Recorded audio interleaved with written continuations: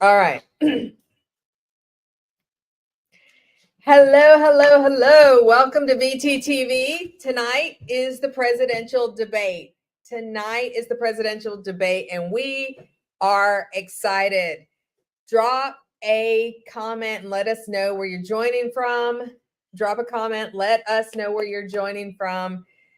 Tim and Don Avery here with Global Prophetic News. We are going to be covering and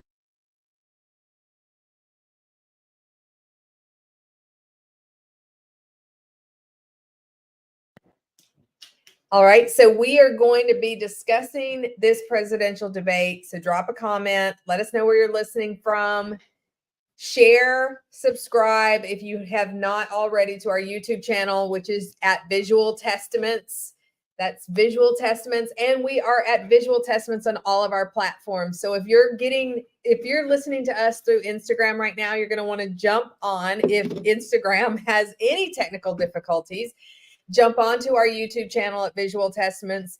You can jump on our Facebook, and we just prefer you to jump on with YouTube and make sure you subscribe to the channel so you can get a lot of upcoming events, upcoming things that we're going to be discussing, a lot of testimonies, and just a whole bunch of fun. So join us there on YouTube. But tonight we know that we're excited about Trump and Harris presidential debate.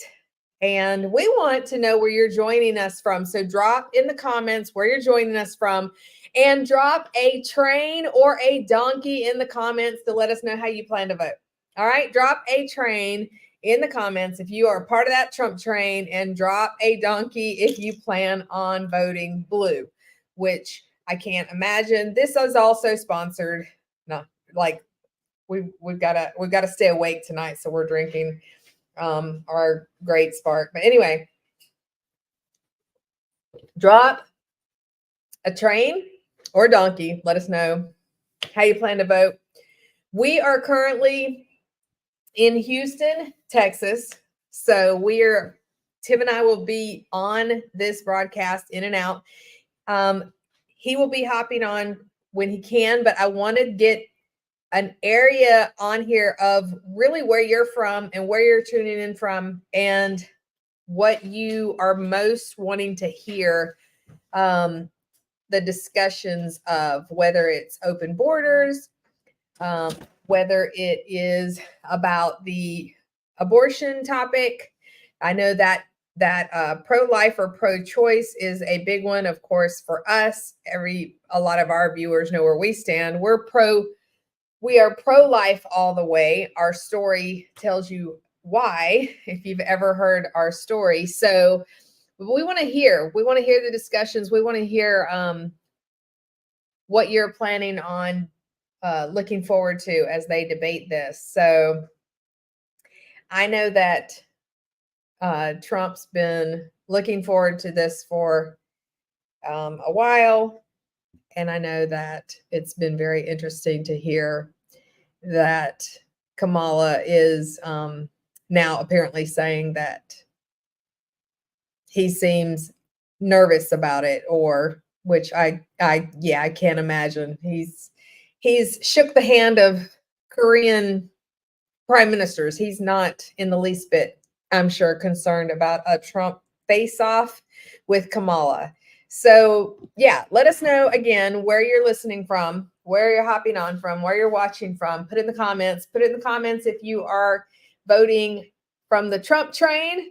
Drop a train in the comments, or drop a donkey in the comments if you plan to vote very blue, which I can't imagine. But if you want to continue to see America like it's been in the past 4 years, then not sure why. Not sure why. At this point, like, the gas prices alone should make anyone vote a change. A change has to happen, because everything that has been pointed to has been a progression of these 4 years. So we need something different. Yeah. So let us know. Let's see in the comments where you're listening from.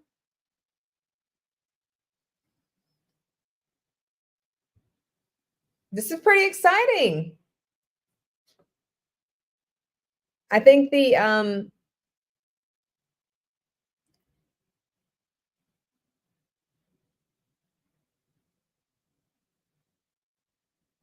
I see what they're saying about the American people and whether they'll buy it. I mean,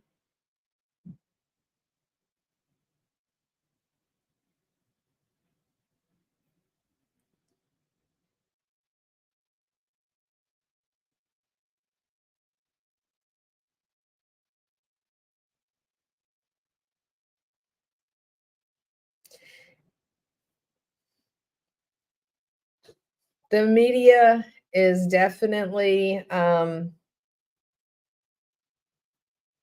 you can tell where they're leaning, but not here.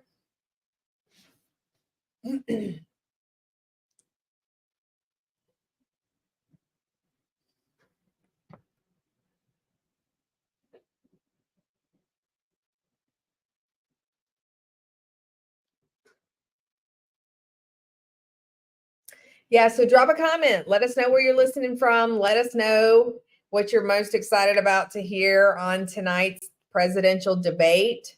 Drop it in the comments.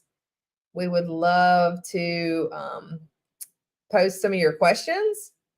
What questions would you like to ask if you were on this presidential debate question panel? What questions would you like to ask? Let's hear them.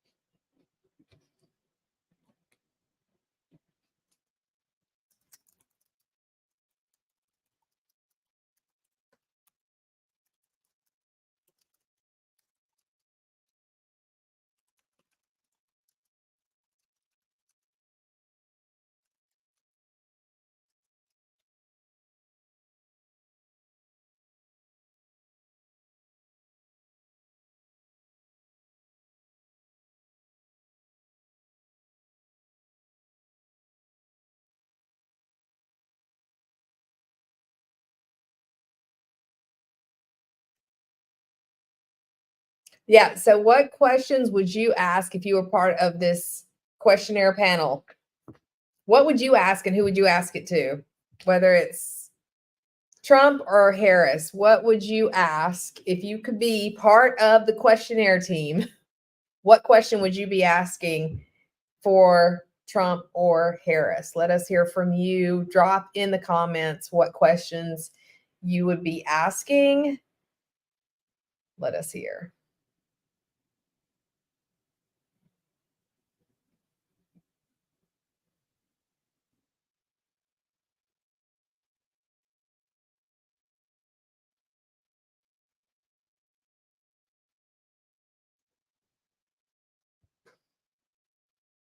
Tell us where you're joining from so we can put it up on the ticker. Yeah, let us know where you're joining in from. Tell us where you're listening from so we can put it up on the ticker. Also, let us know what question you would ask if you were able to ask Kamala or Donald Trump a question. What question would you ask? I'm curious. We'll put that up and see if we can get some answers out of it. What do you think they would say if you could ask them? Also, where are you joining from?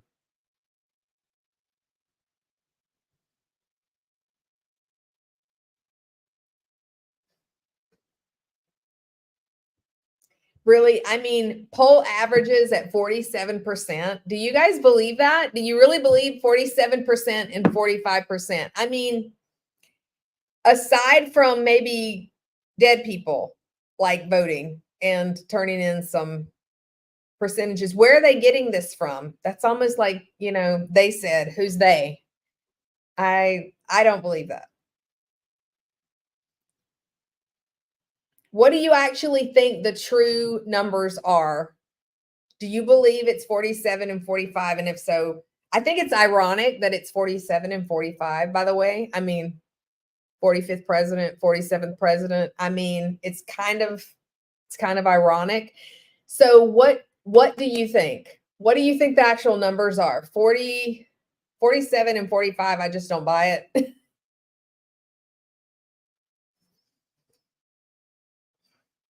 And how many of those are legal?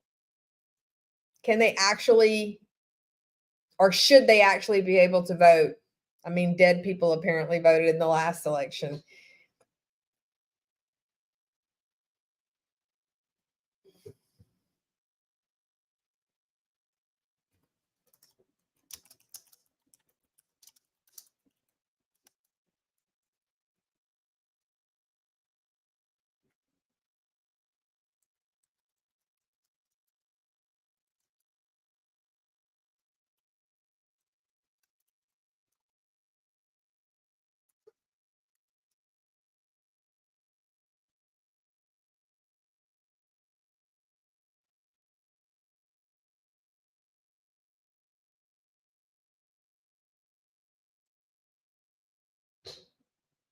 Yeah, let us know. Drop a comment.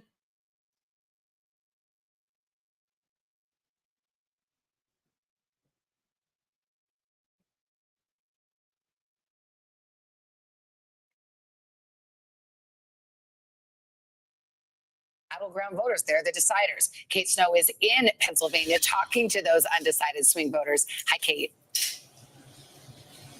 Hi, Savannah. Yeah, we're at the Churchville Inn. It's a restaurant in Bucks County, Pennsylvania. That's right outside of Philadelphia. This is a county that really could be pivotal in the state of Pennsylvania. And as Steve was just saying, it could be pivotal. Pennsylvania, as it goes, could be pivotal for the whole election. So we gathered 3 voters with me. They are all undecided voters. Each one of you is registered differently. We have Lynn Kelleher, who's a registered Republican and a realtor here in town. We have Hannah Reed, an independent, a mom of 3. And then we have Andrew Wallace, who's registered Democrat and owns this place, by the way, the owner of the restaurant. What's interesting, though, is you all cannot decide. And Lynn, you told us that you find Trump, I forget your word, reprehensible. You really don't like the guy, but you find Harris, you said that you don't understand what she stands for. She needs to explain. What are you looking for tonight? For me, the election is a decision between economics and morals. I like some of Trump's economic policies. Yeah. I abhor him. Quite frankly, because of his morals. Because of his morals or lack thereof. But she, I think, is talking a lot of fluff. She hasn't said anything substantive. I don't know that she has the experience or the wherewithal to lead this country out of the economic situation that we're in. I'm going to note all 3 of you voted for Trump in 2016 and then changed in 2020. Hannah, let me go to you. You said you're very frustrated going into this debate. Why? Because the election itself is no longer about policies. It's no longer about the real issues in this country, like the economics or the inflation. You don't like the name calling. The name calling, I mean, the back and forth, it's about who can get one over on the other, to the point that we are not pushing policies through just because the person that put it through was from another party.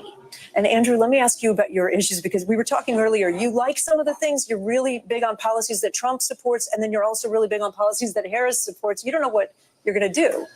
So what do you need to hear tonight?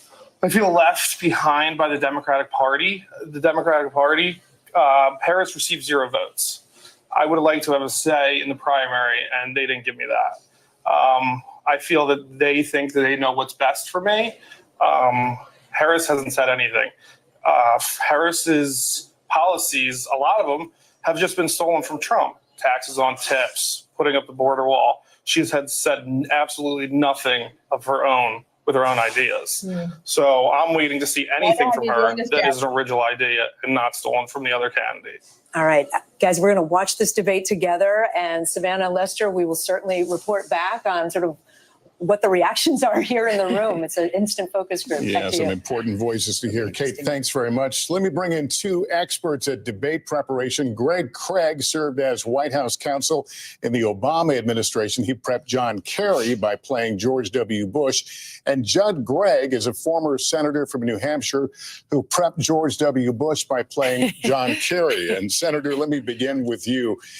You know, the candidates, of We're course, sort of want to hitting bring- you with a tongue tire there. Yes, it's not easy.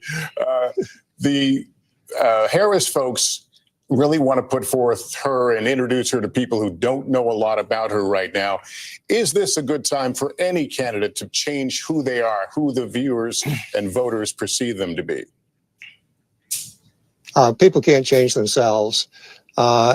Really, these debates turn on a few things, I think. First is your mannerisms, and especially when you have a split screen. If you'll remember when George Bush the first was in a debate, he looked at his watch, and that affected the campaign significantly. And then Al Gore rolled his eyes and made all sorts of facial disparaging types of movements. And then, of course, in the last debate, it was President Biden just looking like he wasn't there. So the physical activity on the stage is really critical. And you've got to act like you're a serious person in a serious event. Secondly, you've got to be substantive. This is about the presidency of the United States. People expect substance. They don't expect gamesmanship.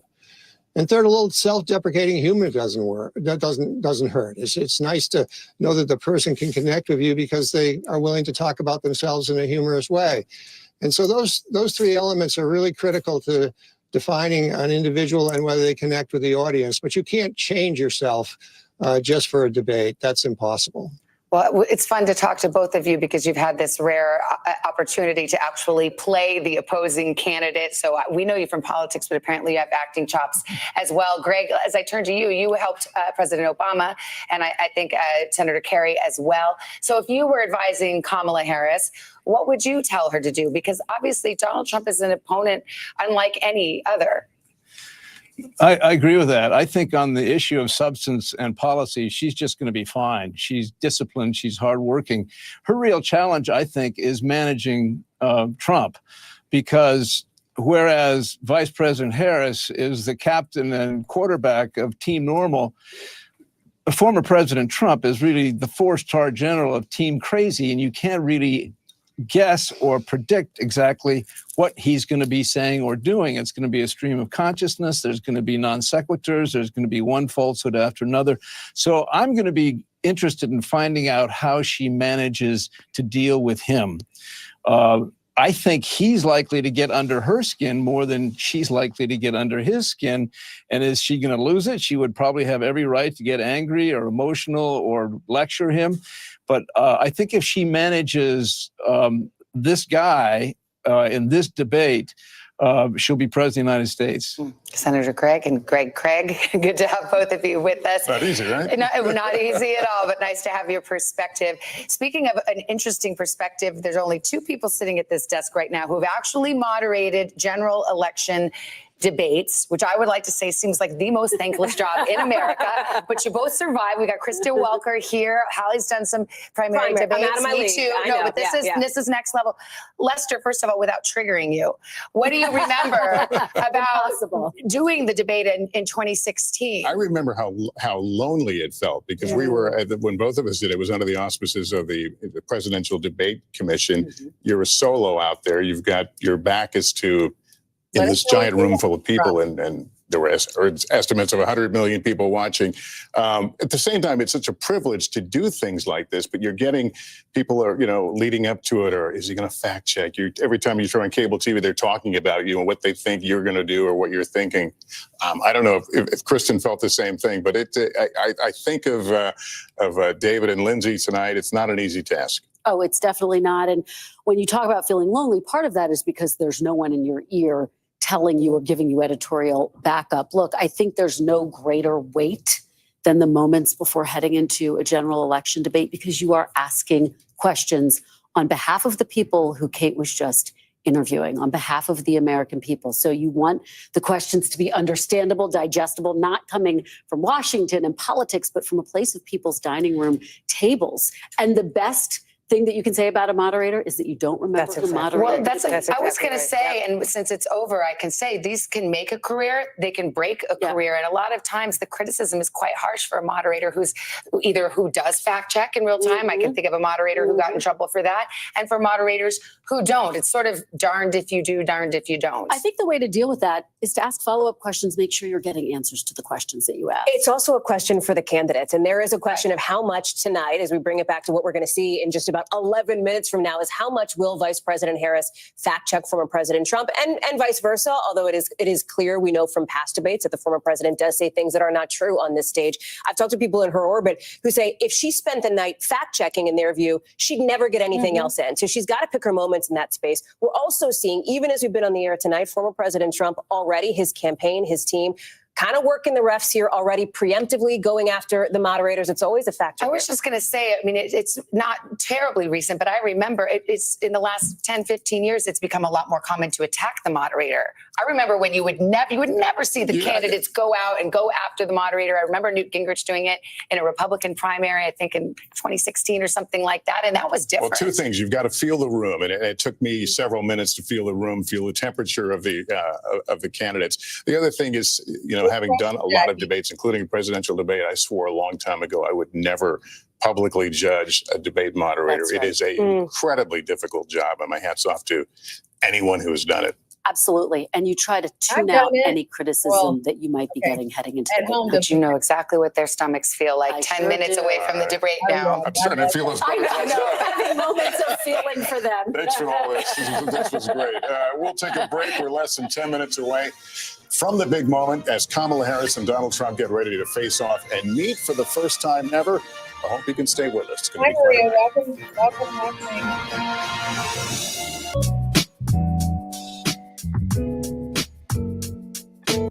So let's hear from you guys. Let's answer some questions here. Some questions coming up from Jackie. Why did Kamala not do her job while VP concerning the border? Why did you change your thinking and convictions on the policies of closed borders? So love to hear you guys' thoughts. Drop a comment or a question. If you were part of the moderating crew, if you were part of the question panel, what question would you ask into who?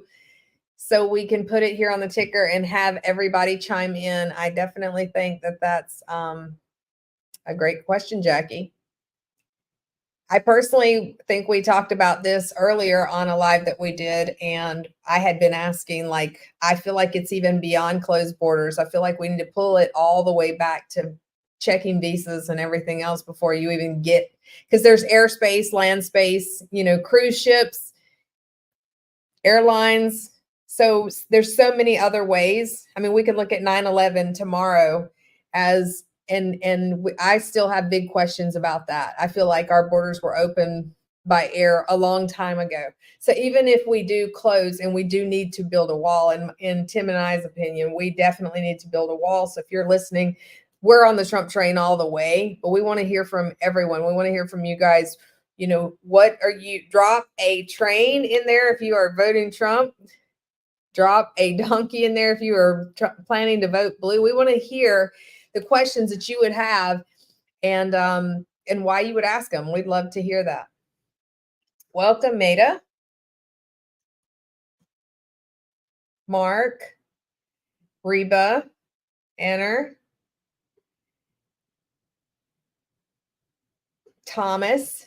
Where are you guys watching from? Drop it in the comments where you're watching from. We'd love to hear where you're joining us from. We are actually out of South Carolina, but currently in Houston, Texas. So yeah, welcome. Trump train. Yes. Always good to see Trump train. Here we go. First time Harris and Trump meet each other, and it will be in front of the entire country. Tonight also could have a huge impact on the campaign, less than 2 months out from Election Day, with a tight race nationally and in the critical battleground states. So let's go back to the debate hall in Philadelphia, the spin room. Tom Yamas is there. We're just about 6 minutes away now from the start of this debate, which we will carry in its entirety. Tom, are you starting to feel that buzz of energy? Oh, you do? And guys, I will tell you something I've noticed that is different about this debate. Usually the spin room gets wild and crazy post-debate. What I'm seeing for the first time is pre-debate spin. You've seen surrogates on both sides sort of flank all the reporters, flank all the sets from all the different news organizations and try to get their message out. There was a ton of commotion about 10 minutes ago, and that's because RFK Jr. came into the spin room. Of course, he was the third-party candidate who has since endorsed former President Trump. He was followed by, I'd say dozens of reporters as he walked through the spin room. We're hearing kind of the same things. Both campaigns are disciplined. They are on message. The Harris surrogates are saying the same thing. Former President Trump is the most experienced presidential debater. This will be a seventh debate. And also they want to go over reproductive rights, that a vote for Trump is a vote that will limit abortion access. And then on the Trump side, of course, they're hammering the issue that Vice President Harris is untested. She's only done one big major interview. She's doing no town halls. And also they want to hammer home that they want to put the spotlight, and they hope the candidate does, on the issues of immigration, the economy, and the two wars overseas. What I'll be looking for, guys, tonight, who can truthfully answer the question that they are the change candidate coming out of this debate. Back to you. All right, Tom, thanks very much. Our Washington correspondent, Yamiche Alcindor, has been covering the Harris campaign and joins us now. Yamiche, your thoughts tonight as we're just minutes away. One of the biggest challenges for Vice President Harris, as I've been talking to a lot of sources that are familiar with her debate preparations, are how she's going to differentiate herself from President Biden. Former President Trump is going to try to make her own every single mistake that he believes President Biden made. And there's been a lot of tension among the Harris team about whether or not she should throw President Biden, under the bus figuratively and say, I disagreed with some of the policies, maybe even the withdrawal from Afghanistan, the way that it was carried out, or whether she's going to say, I serve at the pleasure of the president, and I agreed with everything that he did. But she has to, in some ways, really carve out what a Harris administration is going to look like and why it's not going to just be a third term of the Biden administration, or the second term of the Biden administration, rather.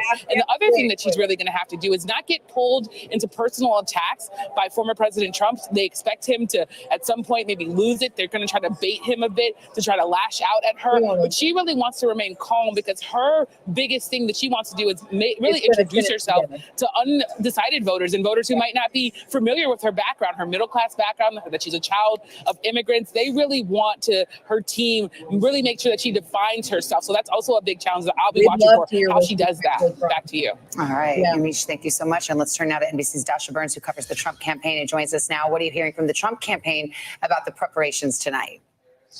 Well, look, Savannah, you've heard the former president say time and again that he does not do traditional debate prep, that campaigning is his prep. But we are told by sources that over the last few days, he has been hunkered down at Mar-a-Lago. He's been doing extensive policy sessions, and watch for him to do two things tonight, two things that his campaign wants him to do. Number one, tie Vice President Harris to President Biden, make her own what's going on with the economy, what's going on with immigration. And number two, remind voters some of the positions she took back in 2020 when she was running for president that were left of center. Try to paint her as simply too liberal for those moderate swing voters in places like the suburbs of Philadelphia. Of course, that is the plan. That is what the campaign wants, but it's all going to be about the execution in the moment, especially if Harris tries to bait the former president into an outburst. Savannah. All right, Dasha, thank you. Let's bring back Kristen Welker and Hallie Jackson. I want to talk about how the vice president has cast herself in this campaign as the prosecutor, going against Donald Trump. Are there limits to that in this format, do you think, of coming off in a prosecutorial way? Absolutely. When I've spoken to allies who are close to her, they say her biggest challenge tonight is getting specific, but not too specific. She's got to tell the story of how a Harris administration would differ from a Biden administration. That word we keep using, change. How would she change things right now? Does she acknowledge to some extent that the economy is not where she wants it to be, and really lay out in more detail what she wants to see? Yes, she's going to prosecute the case against Donald Trump on a range of different issues. She'll accuse him of switching his opinion, particularly when it comes to the issue of abortion and reproductive rights. But again, she's got to walk that fine line. Yeah, but she also has to answer for some changes in her own positions. Of course, she ran for president in 2020, and she came across and positioned herself as a much more progressive type of candidate. Now she's really moving to the middle here in a general election. Crowded primary, right? Back in 2019, 2020, she has moved away from that on issues like,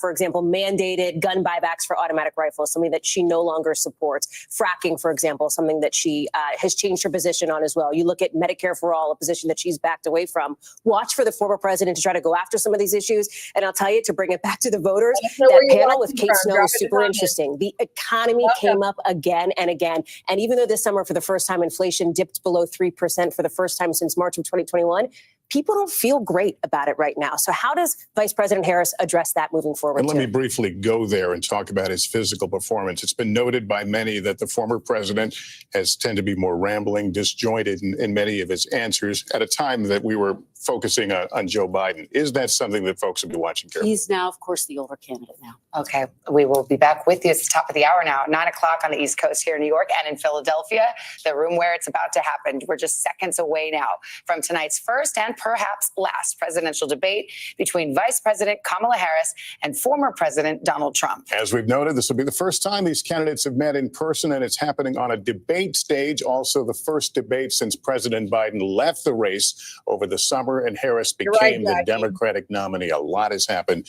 in a very compressed period of time. Yes, it has. And we have a few moments until the debate starts. We will join it. ABC News is broadcasting it, but we will simulcast it right here in its entirety. It's taking place at the National Constitution Center in Philadelphia. And like June's debate, there will be no audience tonight. The candidates' microphones will be muted while the other one is talking. Each candidate will get 2 minutes for answers. There will be closing statements, but no opening statements. So we expect them to probably mix it up rather early in this as they stake out their positions and we get a sense of where all this is going. And the mics are muted when the other is talking. So let's take you to Philadelphia now and the first presidential debate of 2024. Good evening. I'm David Muir, and thank you for joining us for tonight's ABC News presidential debate. We want to welcome viewers watching on ABC and around the world tonight. Vice President Kamala Harris and President Donald Trump are just moments away from taking the stage in this unprecedented race for president. And I'm Lindsay Davis. Tonight's meeting could be the most consequential event of their campaigns, with Election Day now less than 2 months away. For Vice President Kamala Harris, this is her first debate since President Biden withdrew from the race on July 21st. Of course, that decision followed his debate against President Donald Trump in June. Since then, this race has taken on an entirely new dynamic. And that brings us to the rules of tonight's debate. 90 minutes with 2 commercial breaks. No topics or questions have been shared with the campaigns. The candidates will have 2 minutes to answer questions, and this is the clock. That's what they'll be seeing. 2 minutes for rebuttals and 1 minute for follow-ups, clarifications, or responses. Their microphones will only be turned on when it's their turn to speak. No pre-written notes allowed. There is no audience here tonight in this hall at the National Constitution Center. This is an intimate setting for 2 candidates who have never met. President Trump won the coin toss. He chose to deliver the final closing statement of the evening. Vice President Harris selected the podium to the right. So let's now welcome the candidates to the stage. Vice President Kamala Harris and President Donald Trump.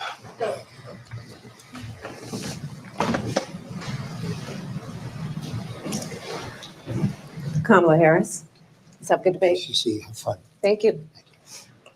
Welcome to you both. It's wonderful to have you. It's an honor to have you both here tonight. Good evening. We are looking forward to a spirited and thoughtful debate. So let's get started. I want to begin tonight with the issue that voters repeatedly say is their number one issue, and that is the economy and the cost of living in this country.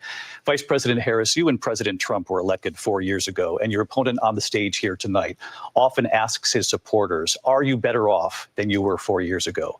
When it comes to the economy, do you believe Americans are better off than they were 4 years ago? So I was raised as a middle-class kid, and I am actually the only person on this stage who has a plan that is about lifting up the middle class and working people of America. I believe in the ambition, the aspirations, the dreams of the American people. And that is why I imagine and have actually a plan to build what I call an opportunity economy. Because here's the thing. We know that we have a shortage of homes and housing, and the cost of housing is too expensive for far too many people. We know that young families need support to raise their children, and I intend on extending a tax cut for those families of $6,000, which is the largest child tax credit that we have given in a long time, so that those young families can afford to buy a crib, buy a car seat, buy clothes for their children. My passion. One of them is small businesses. My mother raised my sister and me, but there was a woman who helped raise us. We call her our second mother. She was a small business owner. I love our small businesses. My plan is to give a $50,000 tax deduction to start up small businesses, knowing they are part of the backbone of America's economy. My opponent, on the other hand, his plan is to do what he has done before, which is to provide a tax cut for billionaires and big corporations, which will result in $5 trillion to America's deficit. My opponent has a plan that I call the Trump's sales tax, which would be a 20% tax on everyday goods that you rely on to get through the month. Economists have said that Trump sales tax would actually result for middle-class families in about $4,000 more a year because of his policies and his ideas about what should be the backs of middle-class people paying for tax cuts for billionaires. President Trump, I'll give you 2 minutes. First of all, I have no sales tax. That's an incorrect statement. She knows that. We're doing tariffs on other countries. Other countries are going to finally, after 75 years, pay us back for all that we've done for the world. And the tariff will be substantial in some cases. I took in billions and billions of dollars, as you know, from China. In fact, they never took the tariff off because there was so much money they can't. It would totally destroy everything that they've set out to do. They're taking in billions of dollars from China and other places. They've left the tariffs on.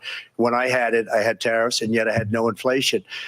Look, we've had a terrible economy because inflation which is really known as a country buster. It breaks up countries. We have inflation like very few people have ever seen before, probably the worst in our nation's history. We were at 21%, but that's being generous because many things are 50, 60, 70, and 80% higher than they were just a few years ago.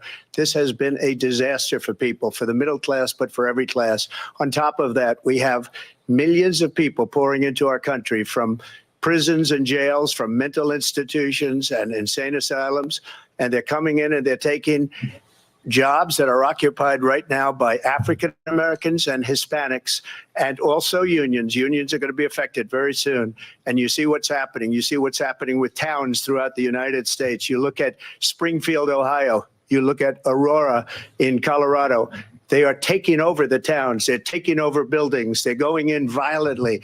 These are the people that she and Biden led into our country, and they're destroying our country. They're dangerous. They're at the highest level of criminality, and we have to get them out. We have to get them out fast. I created one of the greatest economies in the history of our country. I'll do it again and even better. We are going to get to immigration and border security during this debate, but I would like to let Vice President Harris respond on the economy here. Well, I would love to. Let's talk about what Donald Trump left us. Donald Trump left us the worst unemployment since the Great Depression. Donald Trump left us the worst public health epidemic in a century. Donald Trump left us the worst attack on our democracy since the Civil War. And what we have done is clean up Donald Trump's mess. What we have done and what I intend to do is build on what we know are the aspirations and the hopes of the American people. But I'm going to tell you all in this debate tonight, you're going to hear from the same old tired playbook, a bunch of lies, grievances, and name calling. What you're going to hear tonight is a detailed and dangerous plan called Project 2025 that the former president intends on implementing if he were elected again. I believe very strongly that the American people want a president who understands the importance of bringing us together, knowing we have so much more in common than what separates us. And I pledge to you to be a president for all Americans. President Trump will give you a minute here to respond. Number one, I have nothing to do, as you know, and as she knows better than anyone, I have nothing to do with Project 2025. That's out there. I haven't read it. I don't want to read it purposely. I'm not going to read it. This was a group of people that got together. They came up with some ideas, I guess some good, some bad, but it makes no difference. I have nothing to do. Everybody knows I'm an open book. Everybody knows what I'm going to do. Cut taxes very substantially and create a great economy like I did before. We had the greatest economy. We got hit with a pandemic, and the pandemic was not since 1917, where 100 million people died. Has there been anything like it? We did a phenomenal job with the pandemic. We handed them over a country where the economy and where the stock market was higher than it was before the pandemic came in. Nobody's ever seen anything like it. We made ventilators for the entire world. We got gowns, we got masks, we did things that nobody thought possible. And people give me credit for rebuilding the military. They give me credit for a lot of things, but not enough credit for the great job we did with the pandemic. But the only jobs they got were bounce back jobs. These were jobs bounce back, and it bounced back and it went to their benefit. But I was the one that created them. They know it, and so does everybody else. Vice President Harris, I'll let you respond. So Donald Trump has no plan for you. And when you look at his economic plan, it's all about tax breaks for the richest people. I am offering what I describe as an opportunity economy.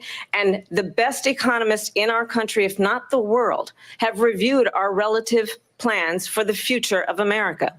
What Goldman Sachs has said is that Donald Trump's plan would make the economy worse. Mine would strengthen the economy.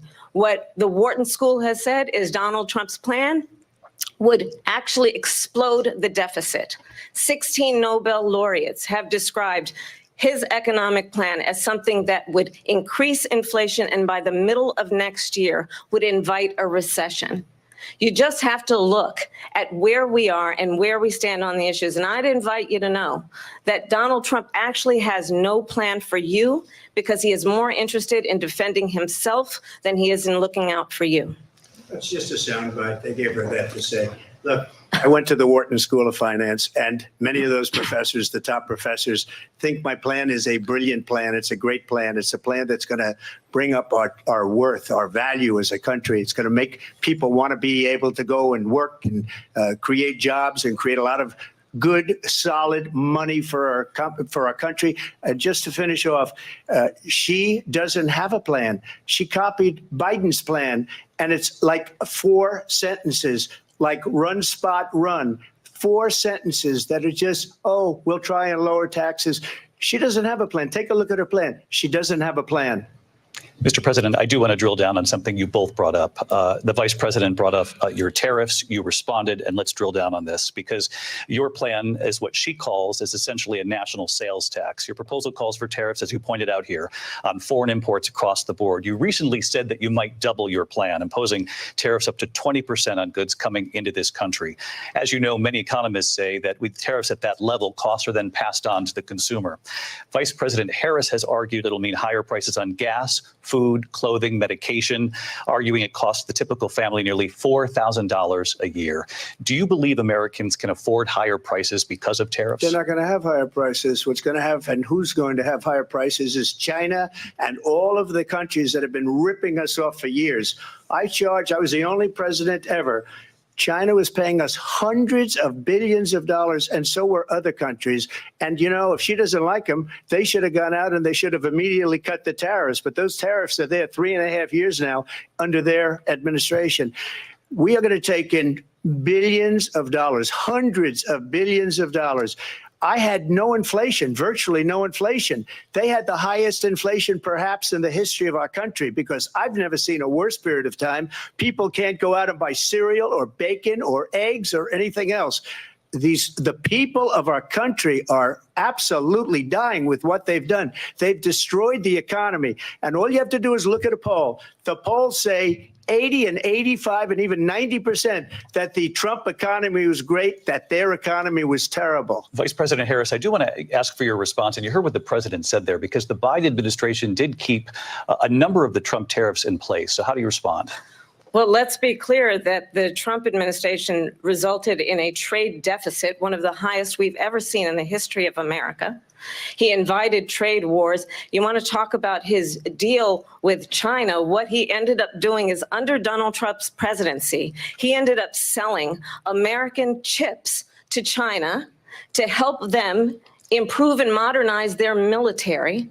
basically sold us out when a policy about China should be in making sure the United States of America wins the competition for the 21st century, which means focusing on the details of what that requires, focusing on relationships with our allies, focusing on investing in American-based technology so that we win the race on AI, on quantum computing, focusing on what we need to do to support America's workforce so that we don't end up having on the short end of the stick in terms of workers' rights. But what Donald Trump did, let's talk about this, with COVID, is he actually thanked President Xi for what he did during COVID. Look at his tweet. Thank you, President Xi, exclamation point, when we know that Xi was responsible for lacking and not giving us transparency about the origins of COVID. President Trump, I'll let you respond. First of all, they bought their chips from Taiwan. We hardly make chips anymore because of philosophies like they have and policies like they have. I don't say her because she has no policy. Everything that she believed 3 years ago and 4 years ago is out the window. She's going to my philosophy now. In fact, I was going to send her a MAGA hat. She's gone to my philosophy. But if she ever got elected, she'd change it. And it will be the end of our country. She's a Marxist. Everybody knows she's a Marxist. Her father's a Marxist professor in economics, and he taught her well. But when you look at what she's done to our country, and when you look at these millions and millions of people that are pouring into our country monthly, where it's, I believe, 21 million people, not the 15 that people say, and I think it's a lot higher than the 21. That's bigger than New York State pouring in. And just look at what they're doing to our country. They're criminals. Many of these people coming in are criminals. And that's bad for our economy, too. You know, you mentioned before, we'll talk about immigration later. Well, bad immigration is the worst thing that can happen to our economy. They have, and she has, destroyed our country with policy that's insane. Almost policy that you'd say they have to hate our country. President Trump, thank you. Lindsay? I want to turn to the issue of abortion. President Trump, you've often touted that you were able to kill Roe v. Wade. Last year, you said that you were proud to be the most pro-life president in American history. Then last month, you said that your administration would be great for women and their reproductive rights. In your home state of Florida, you surprised many with regard to your 6-week abortion ban because you initially had said that it was too short. And you said, quote, I'm going to be voting that we need more than 6 weeks. But then the very next day, you reversed course and said you would vote to support the 6-week ban. Vice President Harris says that women shouldn't trust you on the issue of abortion because you've changed your position so many times. Therefore, why should they trust you? Well, the reason I'm doing that vote is because the plan is, as you know, the vote is, they have abortion in the 9th month. They even have, and you can look at the governor of West Virginia, the previous governor of West Virginia, not the current governor, who's doing an excellent job, but the governor before, he said the baby will be born and we will decide what to do with the baby. In other words, we'll execute the baby. And that's why I did that, because that predominates, because they're radical. The Democrats are radical in that. And her vice presidential pick, which I think was a horrible pick, by the way, for our country, because he is really out of it. But her vice presidential pick says abortion in the 9th month is absolutely fine. He also says execution after birth. It's execution, no longer abortion, because the baby is born, is okay. And that's not okay with me, hence the vote. But what I did is something for 52 years. They've been trying to get Roe v. Wade into the states. And through the genius and heart and strength of 6 Supreme Court justices, we were able to do that. Now, I believe in the exceptions for rape, incest, and life of the mother. I believe strongly in it. Ronald Reagan did also. 85% of Republicans do. Exceptions, very important. But we were able to get it, and now states are voting on it. And for the first time, you're going to see, look, this is an issue that's torn our country apart for 52 years. Every legal scholar, every Democrat, every Republican, liberal, conservative, they all wanted this issue to be brought back to the states where the people could vote. And that's what happened. Now, Ohio, the vote was somewhat liberal. Kansas, the vote was somewhat liberal, much more liberal than people would have thought. But each individual state is voting. It's the vote of the people now. It's not tied up in the federal government. I did a great service in doing it. It took courage to do it. And the Supreme Court had great courage in doing it. Yes, they and did. I give tremendous credit to those 6 justices. There is no state in this country where it is legal to kill a baby after it's born. Madam Vice President, I want to get your response to President Trump. Well, as I said, you're going to hear a bunch of lies, and that's not actually a surprising fact. Let's understand how we got here. Donald Trump hand-selected 3 members of the United States Supreme Court with the intention that they would undo the protections of Roe v. Wade. Praise God. And they did exactly as he intended. And now in over 20 states, there are Trump abortion bans, which make it criminal for a doctor or nurse to provide health care. In one state, it provides prison for life. Praise God. Trump abortion bans that make no exception even for rape and incest, which understand what that means. A survivor of a crime of violation to their body does not have the right to make a decision about what happens to their body next. That is immoral.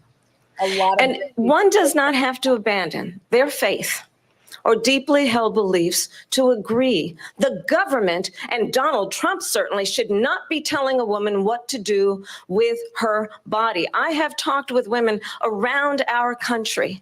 You want to talk about this is what people wanted? Pregnant women who want to carry a pregnancy to term, suffering from a miscarriage, being denied care in an emergency room because the healthcare providers are afraid they might go to jail, and she's bleeding out in a car in the parking lot. She didn't want that. Her husband didn't want that. A 12 or 13-year-old survivor of incest being forced to carry a pregnancy to term. They don't want that. And I pledge to you, when Congress passes a bill to put back in place the protections of Roe v. Wade, as President of the United States, I will proudly sign it into law. But understand, if Donald Trump were to be reelected, he will sign a national abortion ban. Understand, in his Project 2025, there would be a national abortion, a monitor that would be monitoring your pregnancies, your miscarriages. I think the American people believe that certain freedoms, in particular, the freedom to make decisions about one's own body, should not be made by the government. Thank you, Vice President Harris. Well, there she goes again. It's a lie. I'm not signing a ban, and there's no reason to sign a ban because we've gotten what everybody wanted. Democrats, Republicans, and everybody else, and every legal scholar wanted it to be brought back into the states, and the states are voting. And it may take a little time, but for 52 years, this issue has torn our country apart, and they've wanted it back in the states. And I did something that nobody thought was possible. The states are now voting.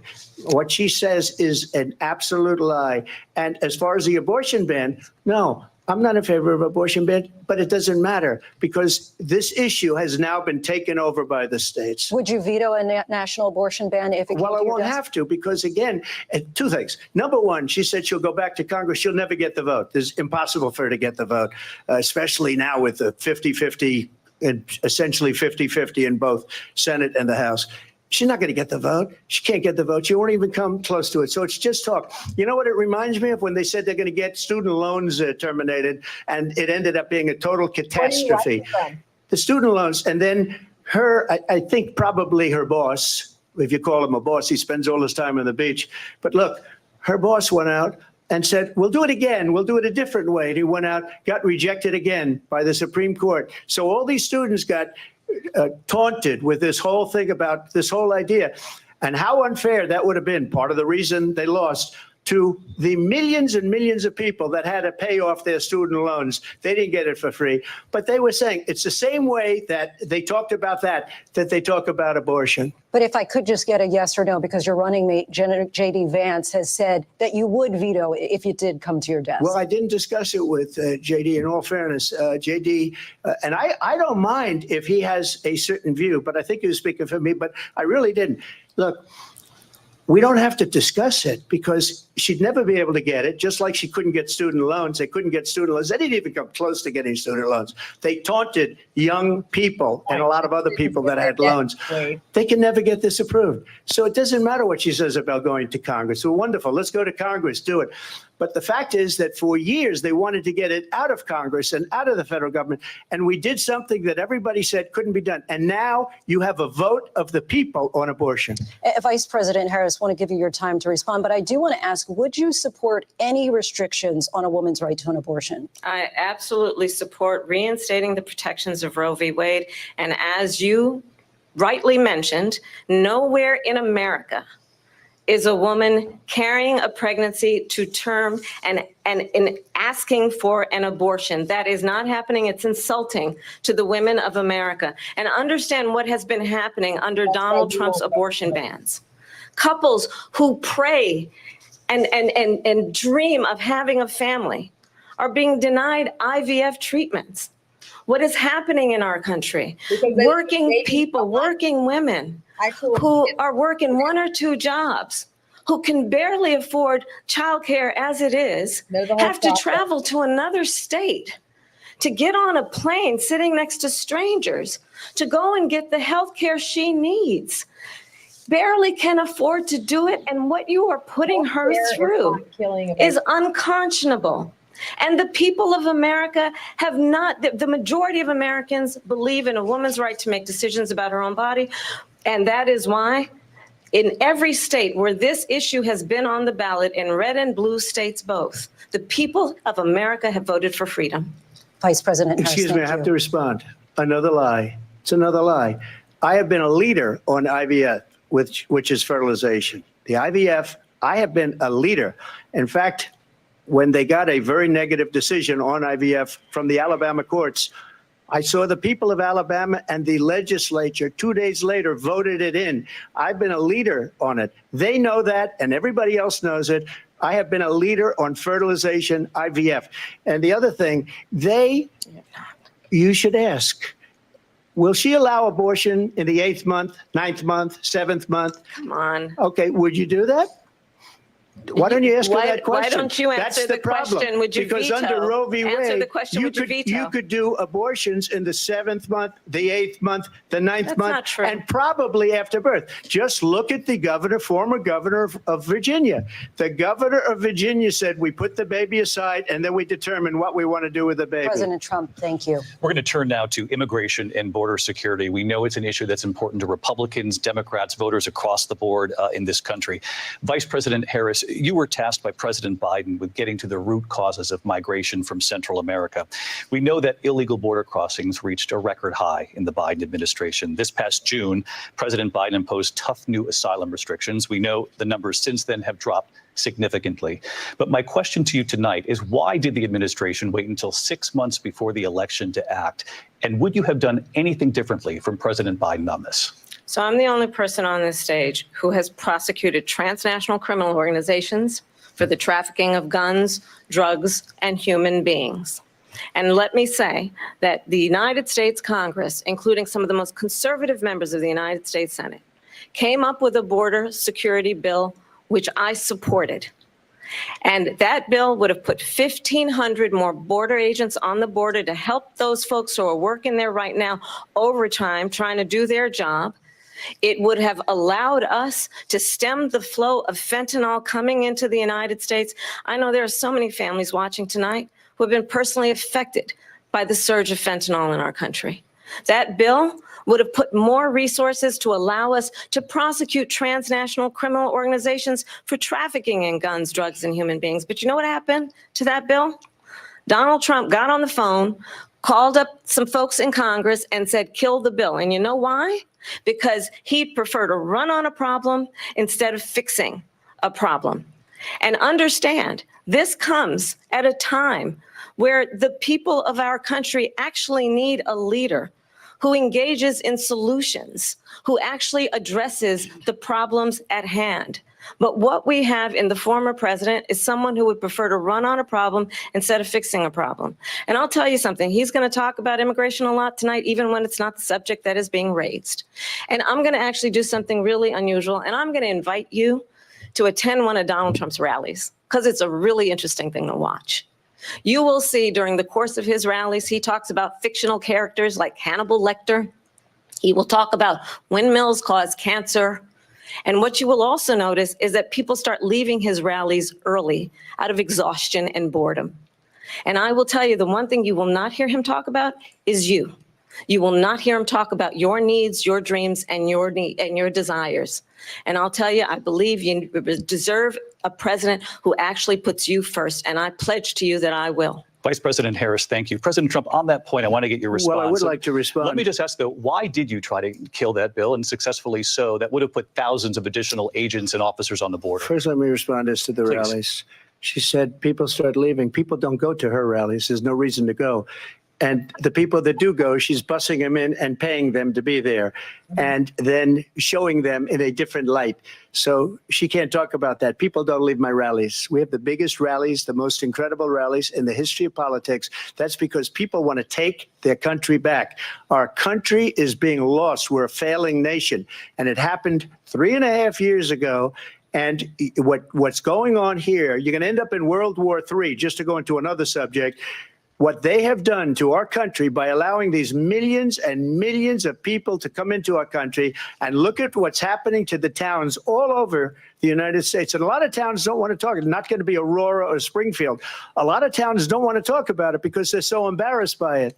In Springfield, they're eating the dogs, the people that came in. They're eating the cats. They're eating the pets of the people that live there. And this is what's happening in our country. And it's a shame. As far as the rallies are concerned, as far as the reason they go is they like what I say. They want to bring our country back. They want to make America great again. It's a very simple phrase, make America great again. She's destroying this country. And if she becomes president, this country doesn't have a chance of success. Not only success, we'll end up being Venezuela on steroids. I just want to clarify here. You bring up Springfield, Ohio, and ABC News did reach out to the city manager there. He told us there have been no credible reports of specific claims of pets being harmed, injured, or abused by individuals within the immigrant community. Well, I've seen people on television. Let me just say here, this is the people on television say my dog was taken and used for food. So maybe he said that, and maybe that's a good thing to say for a city manager. I'm not taking this from but television. But the people I'm on taking it from television the city saying their manager. dog was eaten by the people that went there. Again, the Springfield city manager says there's no evidence of that. Vice President Harris, out. I'll let you respond to the rest of what you've heard. You talk about extreme. This is, I think, one of the reasons why in this election, I actually have the endorsement of 200 Republicans who have formerly worked with President Bush, Mitt Romney, and John McCain, including the endorsement of former Vice President Dick Cheney and Congress member Liz Cheney. And if you want to really know the inside track on who the former president is, if he didn't make it clear already, just ask people who have worked with him. His former chief of staff, a 4-star general, has said he has contempt for the Constitution of the United States. His former national security advisor has said he is dangerous and unfit. His former Secretary of Defense has said the nation, the republic, would never survive another Trump term. And when we listen to this kind of rhetoric, when the issues that affect the American people are not being addressed, I think the choice is clear in this election. President Trump, I'll give you a quick minute to respond here. Thank you, because when I hear that, see, I'm a different kind of a person. I fired most of those people, not so graciously. They did bad things or a bad job. I fired them. They never fired one person. They didn't fire anybody having to do with Afghanistan and the Taliban and the 13 people whose were just killed, viciously and violently killed. And I got to know the parents and the family. They didn't fire. They should have fired all those generals, all those top people, because that was one of the most incompetently handled situations anybody has ever seen. So when somebody does a bad job, I fire him. And you take a guy like Esper. He was no good. I fired him. So he writes a book. Another one writes a book, because with me, they can write books. With nobody else can they. But They have done such a poor job, and they never fire anybody. Look at the economy. Look at the inflation. They didn't fire any of their economists. They have the same people. That's a good way not to have books written about you. But just to finish, I got more votes than any Republican in history by far. In fact, I got more votes than any sitting president in history by far. Let me continue on immigration. It was what you wanted to talk about earlier. So let's get back to your deportation proposal that the vice president has reacted to as well. President Trump, you call this the largest domestic deportation operation in the history of our country. You say you would use the National Guard. You say if things get out of control, you'd have no problem using the U.S. military. Police, yes. You also said you would use local police. How would you deport 11 million undocumented immigrants? I know you believe that number is much higher. Take us through this. What does this look like? Will authorities be going door to door in this country? Yeah, it is much higher because of them. They allowed criminals, many millions of criminals. They allowed terrorists. They allowed common street criminals. They allowed people to come in, drug dealers, to come into our country. And they're now in the United States and told by their countries like Venezuela, don't ever come back or we're going to kill you. Do you know that crime in Venezuela and crime in countries all over the world is way down? You know why? Because they've taken their criminals off the street and they've given them to her to put into our country. And this will be one of the greatest mistakes in history for them to allow. And I think they probably did it because they think they're going to get votes, but it's not worth it because they're destroying the fabric of our country by what they've done. There's never been anything done like this at all. They've destroyed the fabric of our country. Millions of people let in, and all over the world, crime is down all over the world except here. Crime here is up and through the roof. Despite their fraudulent statements that they made, crime in this country is through the roof. And we have a new form of crime. It's called migrant crime. And it's happening at levels that nobody thought possible. President Trump, as you know, the FBI says overall violent crime is actually coming down in this country. But excuse me, the FBI they were defrauding statements. They didn't include the worst cities. They didn't include the cities with the worst crime. It was a fraud, just like their number of 818,000 jobs that they said they created turned out to be a fraud. President Trump, thank you. I'll let you respond, Vice President Harris. Well, I think this is so rich coming from someone who has been prosecuted for national security crimes, economic crimes, election interference, has been found liable for sexual assault, and his next big court appearance is in November at his own criminal sentencing. And let's be clear where each person stands on the issue of what is important about respect for the rule of law and respect for law enforcement. The former vice president called for defunding federal law enforcement, 45,000 agents, get this, on the day after he was arraigned on 34 felony counts. So let's talk about what is important in this race. It is important that we move forward, that we turn the page on this same old tired rhetoric and address the needs of the American people, address what we need to do about the housing shortage, which I have a plan for, address what we must do to support our small businesses, address bringing down the price of groceries. But frankly, the American people are exhausted with this same old tired playbook. Vice President Harris, thank you. Excuse me. Every one of those cases was started by them against their political opponent. And I'm winning most of them, and I will win the rest on appeal. And you saw that with the decision that came down just recently from the Supreme Court. I'm winning most of them. But those are cases, it's called weaponization. Never happened in this country. They weaponized the Justice Department. Every one of those cases was involved with the DOJ, from Atlanta and Fani Willis to the Attorney General of New York and the DA in New York. Every one of those cases. And then they say, oh, he's a criminal. They're the ones that made them go after me. By the way, Joe Biden was found essentially guilty on the documents case. And what happened in my documents case? They said, oh, that's the toughest of them all. A complete and total victory. 2 months ago, it was thrown out. It's weaponization, and they used it, and it's never happened in this country. They used it to try and win an election. They're President Trump, fake cases. President Trump, thank you. A really quick response here, Vice President Harris, on this notion of weaponization of the Justice Department. Well, let's talk about extreme and understand the context in which this election in 2024 is taking place. The United States Supreme Court recently ruled that the former president would essentially be immune from any misconduct if he were to enter the White House again. Understand, this is someone who has openly said he would terminate, I'm quoting, terminate the Constitution of the United States, that he would weaponize the Department of Justice against his political enemies. Someone who has openly expressed disdain for members of our military. Understand what it would mean if Donald Trump were back in the White House with no guardrails, because certainly we know now the court won't stop him. We know J.D. Vance is not going to stop him.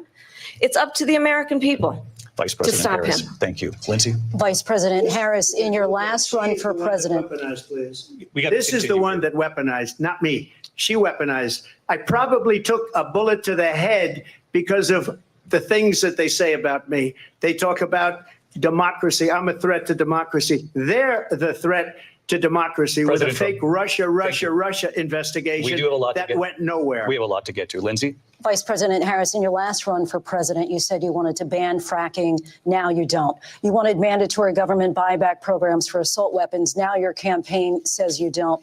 You supported decriminalizing border crossings. Now you're taking a harder line. I know you say that your values have not changed. So then why have so many of your policy positions changed? So my values have not changed, and I'm going to discuss every one of the, at least every point that you've made. But in particular, let's talk about fracking because we're here in Pennsylvania. I made that very clear in 2020. I will not ban fracking. I have not banned fracking as Vice President of the United States. And in fact, I was the tie-breaking vote on the Inflation Reduction Act, which opened new leases for fracking. My position is that we have got to invest in diverse sources of energy so we reduce our reliance on foreign oil. We have had the largest increase in domestic oil production in history because of an approach that recognizes that we cannot over-rely on foreign oil. As it relates to my values, let me tell you, I grew up a middle-class kid raised by a hardworking mother who worked and saved and was able to buy our first home when I was a teenager.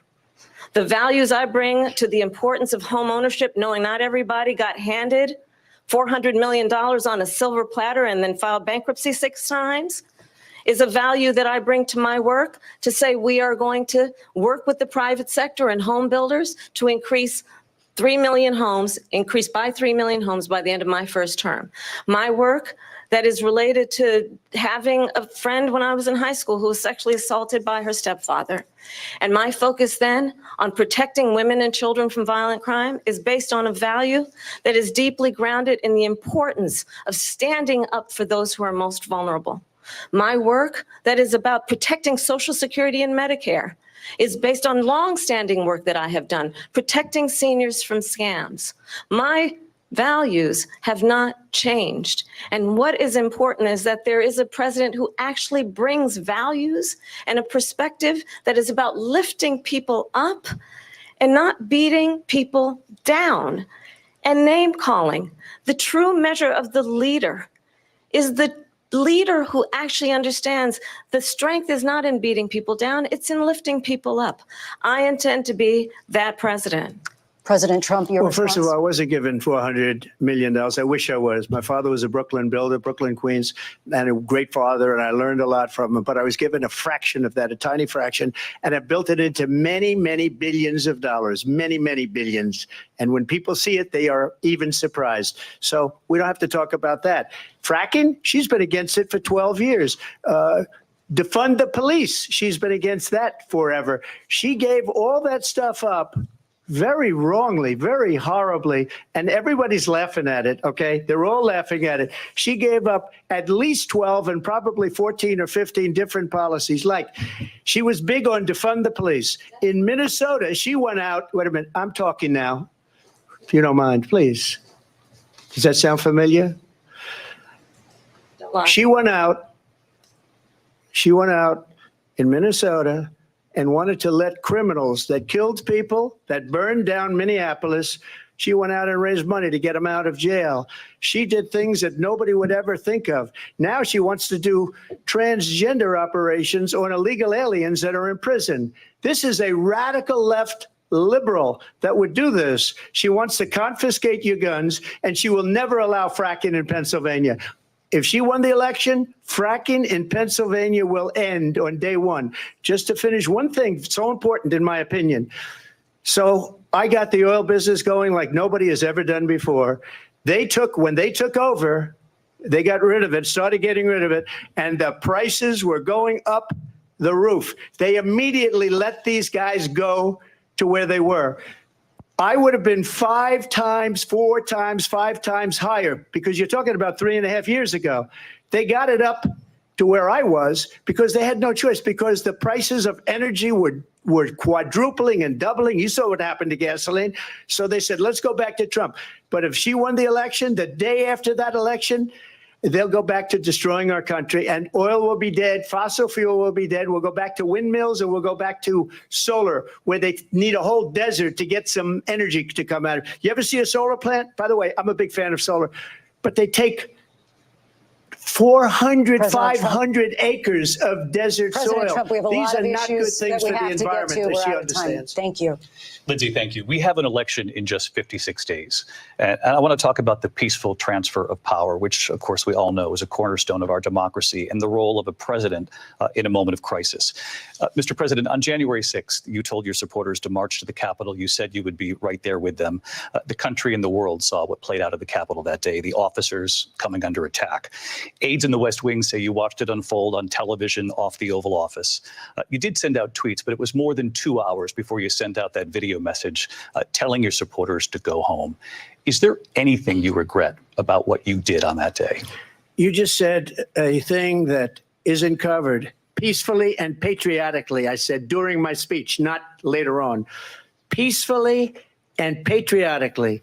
And nobody on the other side was killed. Ashley Babbitt was shot by an out-of-control police officer that should have never, ever shot her. It's a disgrace. But we didn't do this group of people that have been treated so badly. I ask, what about all the people that are pouring into our country and killing people that she allowed to pour in? She was the border czar. Remember that. She was the border czar. She doesn't want to be called the border czar because she's embarrassed by the border. In fact, she said at the beginning, well, I'm surprised you're not talking about the border yet. That's because she knows what a bad job they've done.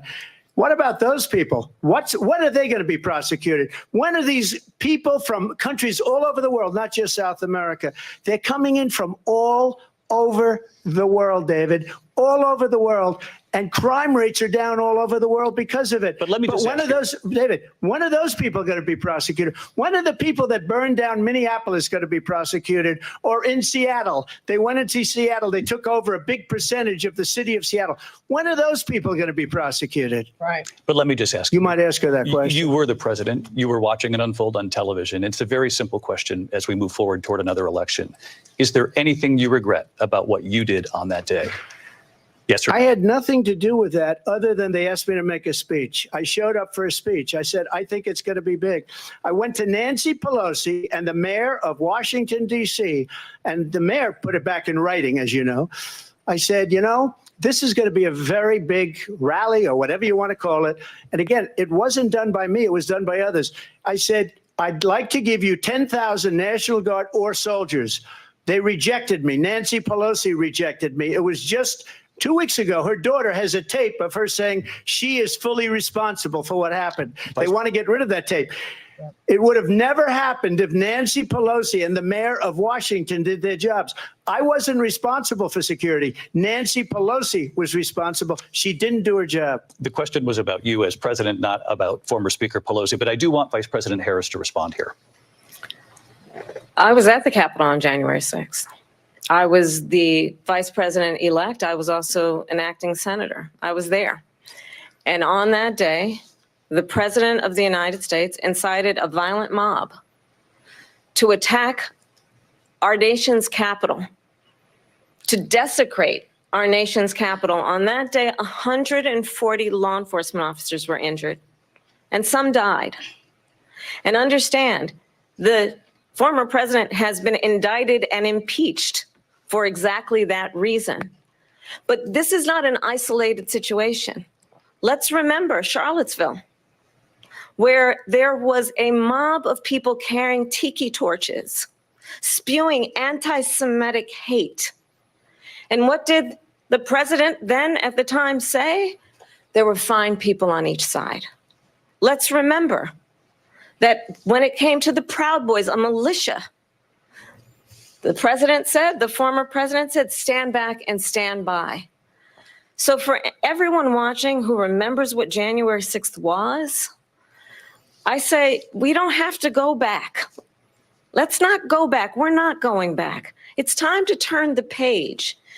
And if that was a bridge too far for you, well, there is a place in our campaign for you to stand for country, to stand for our democracy, to stand for rule of law, and to end the chaos, and to end the approach that is about attacking the foundations of our democracy because you don't like the outcome. And be clear on that point. Donald Trump, the candidate, has said in this election there will be a bloodbath if this and the outcome of this election is not to his liking. Let's turn the page on this. Let's not go back. Let's chart a course for the future and not go backwards to the past. Let me just follow up here. It was a different term, and it was a term that related to energy because they have destroyed our energy business. That was where bloodbath was. Also, on Charlottesville, that story has been, as you would say, debunked. Laura Ingraham, Sean Hannity, Jesse, all of these people, they covered it. If they go an extra sentence, they will see it was perfect. It was debunked in almost every newspaper, but they still bring it up, just like they bring 2025 up. They bring all of this stuff up. I ask you this, you talk about the Capitol. Why are we allowing these millions of people to come through on the southern border? How come she's not doing anything? And I'll tell you what I would do, and I would be very proud to do it. I would say we would both leave this debate right now. I'd like to see her go down to Washington, D.C. during this debate because we're wasting a lot of time. Go down to, because she's been so bad, it's so ridiculous. Go down to Washington, D.C. and let her sign a bill to close up the border because they have the right to do it. They don't need bills. They have the right to do it. The president of the United States, you'll get him out of bed. You'll wake him up at 4 o'clock in the afternoon. Right. You'll say, come on down to the office. Let's sign a bill. If he signs a bill that the border is closed, all he has to do is say it to the Border Patrol, who are phenomenal. If they do that, the border is closed. Mr. Those President, people are killing many people, unlike J6. We talked immigration here tonight. I do want to focus on this next issue to both of you because it really brings us this into focus, truth in these times that we're living in. Mr. President, for 3.5 years after you lost the 2020 election, you repeatedly falsely claimed that you won, many times saying you won in a landslide. In the past couple of weeks leading up to this debate, you have said, quote, you lost by a whisker, that you, quote, didn't quite make it, that you came up a little bit short. I said that? Are you now acknowledging that you lost in 2020? No, I don't acknowledge that at all. But I said that sarcastically. You know that. It was said, oh, we lost by a whisker. That was said sarcastically. Look, there's so much proof. All you have to do is look at it. And they should have sent it back to the legislatures for approval. I got almost 75 million votes, the most votes any sitting president has ever gotten. I was told if I got 63, which was what I got in 2016, you can't be beaten. The election, people should never be thinking about an election as fraudulent. We need two things. We need walls. And we have to have it. We have to have borders. And we have to have good elections. Our elections are bad. And a lot of these illegal immigrants coming in, they're trying to get them to vote. They can't even speak English. They don't even know what country they're in practically. And these people are trying to get them to vote. And that's why they're allowing them to come into our country. I did watch all of these pieces of video. I didn't detect the sarcasm, lost by a whisker. We didn't quite make it. And we should just point out here as clarification, and you know this, you and your allies, 60 cases in front of many judges, many of them No judge looked at it. And said they said we didn't have standing. That's the other thing. They said we didn't have standing, a technicality. Can you imagine a system where a person in an election doesn't have standing? The president of the United States doesn't have standing. That's how we lost. If you look at the facts, and I'd love to have you'll do a special on it. I'll show you Georgia, and I'll show you Wisconsin, and I'll show you Pennsylvania, and I'll show you. We have so many facts and statistics, but you know what? That doesn't matter, because we have to solve the problem that we have right now. That's old news. And the problem that we have right now is we have a nation in decline, and they have put it into decline. We have a nation that is dying, David. Mr. President, thank you. Vice President Harris, you heard the president there tonight. He said he didn't say that he lost by whiskers. So he still believes he did not lose the election that was won by President Biden and yourself. But I do want to ask you about something that's come up in the last couple of days. This was a post from President Trump about this upcoming election just weeks away. He said, when I win, those people who cheated, and then he lists donors, voters, election officials, he says will be prosecuted to the fullest extent of the law, which will include long-term prison sentences. One of your campaign's top lawyers responded saying, we won't let Donald Trump intimidate us. We won't let him suppress the vote. Is that what you believe he's trying to do here? Donald Trump was fired by 81 million people. So let's be clear about that. And clearly he is having a very difficult time processing that. But we cannot afford to have a president of the United States who attempts, as he did in the past, to upend the will of the voters in a free and fair election. And I'm going to tell you that I have traveled the world as Vice President of the United States, and world leaders are laughing at Donald Trump. I have talked with military leaders, some of whom worked with you, and they say you're a disgrace.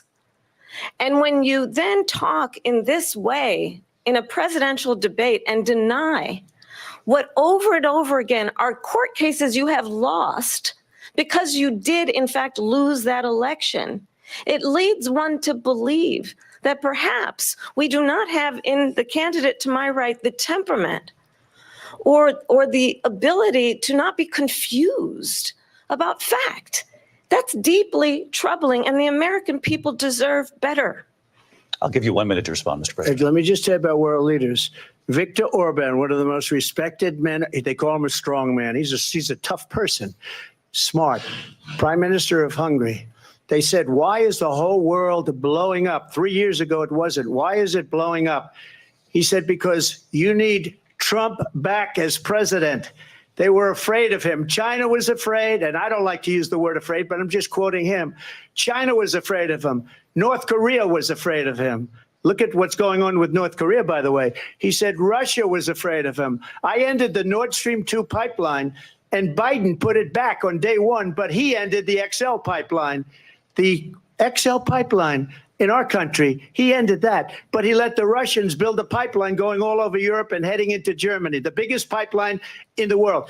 Look, Viktor Orban said it. He said the most respected, most feared person is Donald Trump. We had no problems when Trump was president, but when this weak, pathetic man that you saw at a debate just a few months ago, that if he weren't in that debate, he'd be running instead of her. She got no votes. He got 14 million votes. What you did, you talk about a threat to democracy. He got 14 million votes, and they threw him out of office. And you know what? I'll give you a little secret. He hates her. He can't stand her. But he got 14 million votes. They threw him out. She got 0 votes. And when she ran, she was the first one to leave because she failed, and now she's running. I don't understand it, but I'm okay with it because your time is I think we're going to do very well. We've got a lot more to get to. Turning now to the Israel-Hamas war and the hostages who are still being held, Americans among them. Vice President Harris, in December, you said, quote, Israel has a right to defend itself, but you added, quote, it matters how, saying international humanitarian law must be respected. Israel must do more to protect innocent civilians. You said that 9 months ago. Now an estimated 40,000 Palestinians are dead. Nearly 100 hostages remain. Just last week, Prime Minister Benjamin Netanyahu said there's not a deal in the making. President Biden has not been able to break through the stalemate. How would you do it? Well, let's understand how we got here. On October 7, Hamas, a terrorist organization, slaughtered 1,200 Israelis. Many of them young people who were simply attending a concert. Women were horribly raped. And so absolutely, I said then, I say now, Israel has a right to defend itself. We would. And how it does so matters. because it is also true, far too many innocent Palestinians have been killed. Children, mothers. What we know is that this war must end. It must end immediately, and the way it will end is we need a ceasefire deal and we need the hostages out. And so we will continue to work around the clock on that. Work around the clock, also understanding that we must chart a course for a two-state solution. And in that solution, there must be security for the Israeli people and Israel, and in equal measure for the Palestinians. But the one thing I will assure you always, I will always give Israel the ability to defend itself, in particular as it relates to Iran and any threat that Iran and its proxies pose to Israel. But we must have a two-state solution where we can rebuild Gaza, where the Palestinians have security, self-determination, and the dignity they so rightly deserve. President Trump, how would you negotiate with Netanyahu and also Hamas in order to get the hostages out and prevent the killing of more innocent civilians in Gaza? If I were president, it would have never started. If I were president, Russia would have never, ever, I know Putin very well, he would have never, and there was no threat of it either, by the way, for 4 years, have gone into Ukraine and killed millions of people when you add it up, far worse than people understand what's going on over there. But when she mentions about Israel, all of a sudden, she hates Israel. She wouldn't even meet with Netanyahu when he went to Congress to make a very important speech. She refused to be there because she was at a sorority party of hers. She wanted to go to the sorority party. She hates Israel. If she's president, I believe that Israel will not exist within 2 years from now. And I've been pretty good at predictions, and I hope I'm wrong about that one. She hates Israel. At the same time, in her own way, she hates the Arab population because the whole place is going to get blown up. Arabs, Jewish people, Israel will be gone. It would have never happened. Iran was broke under Donald Trump. Now Iran has $300 billion because they took off all the sanctions that I had. Iran had no money for Hamas or Hezbollah or any of the 28 different spheres of terror. And they are spheres of terror, horrible terror. They had no money. It was a big story, and you know it. You covered it very well, actually. They had no money for terror. They were broke. Now they're a rich nation, and now what they're doing is they're spreading that money around. Look at what's happening with the Houthis and Yemen. Look at what's going on in the Middle East. This would have never happened. I will get that settled and fast, and I'll get the war with Ukraine and Russia ended. If I'm president-elect, I'll get it done before even becoming president. Vice President Harris, he says you hate Israel. That's absolutely not true. I have my entire career and life supported Israel and the Israeli people. He knows that. He's trying to, again, divide and distract from the reality, which is it is very well known that Donald Trump is weak and wrong on national security and foreign policy. It is well known that he admires dictators, wants to be a dictator on day one, according to himself. It is well known that he said of Putin that he can do whatever the hell he wants and go into Ukraine. It is well known that he said when Russia went into Ukraine, it was brilliant.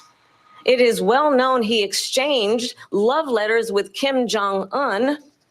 And it is absolutely well known that these dictators and autocrats are rooting for you to be president again because they're so clear. They can manipulate you with flattery and favors. And that is why so many military leaders who you have worked with have told me you are a disgrace.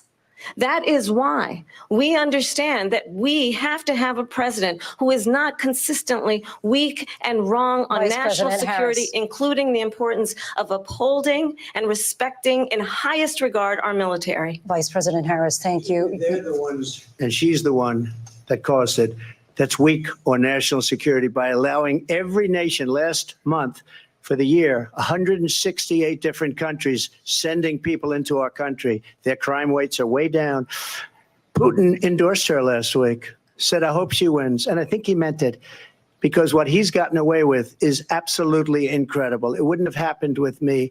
The leaders of other countries think that they're weak and incompetent, and they are. They're grossly incompetent. And I just ask one question. Why does Biden go in and kill the Keystone Pipeline and approve the single biggest deal that Russia's ever made, Nord Stream 2, the biggest pipeline anywhere in the world going to Germany and all over Europe? Because they're weak and they're ineffective.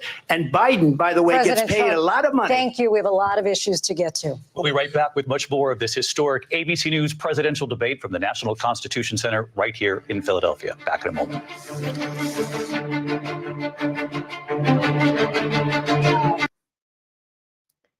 So let's hear from you guys.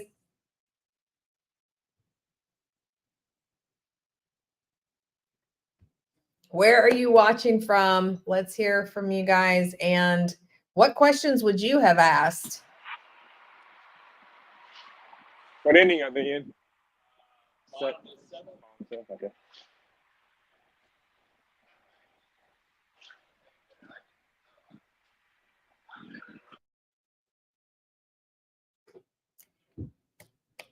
Such a great presidential debate. What questions would you have asked? It looks like we're going to have Tim Avery ask some questions. Go ahead, Tim. I am. This has been an amazing debate so far. I think some things are being said and communicated that, from the moderator standpoint, they're trying to be fair, I guess. And I'm not going to stick up for so much, but it's interesting to see what they're allowing to be said, and they're kind of rebuttaling, and they're actually making some fact checks on some things. But I think, all in all, I think we need to kind of dial in the fact checking on Kamala's end too, because I think she's just thrown in hearsay now, talking about dictators or endorsing Trump when, in the fact that Trump just said that, Putin was endorsing Kamala Harris, and that was tweeted. So I think, and then the other thing, I think she was just talking about how I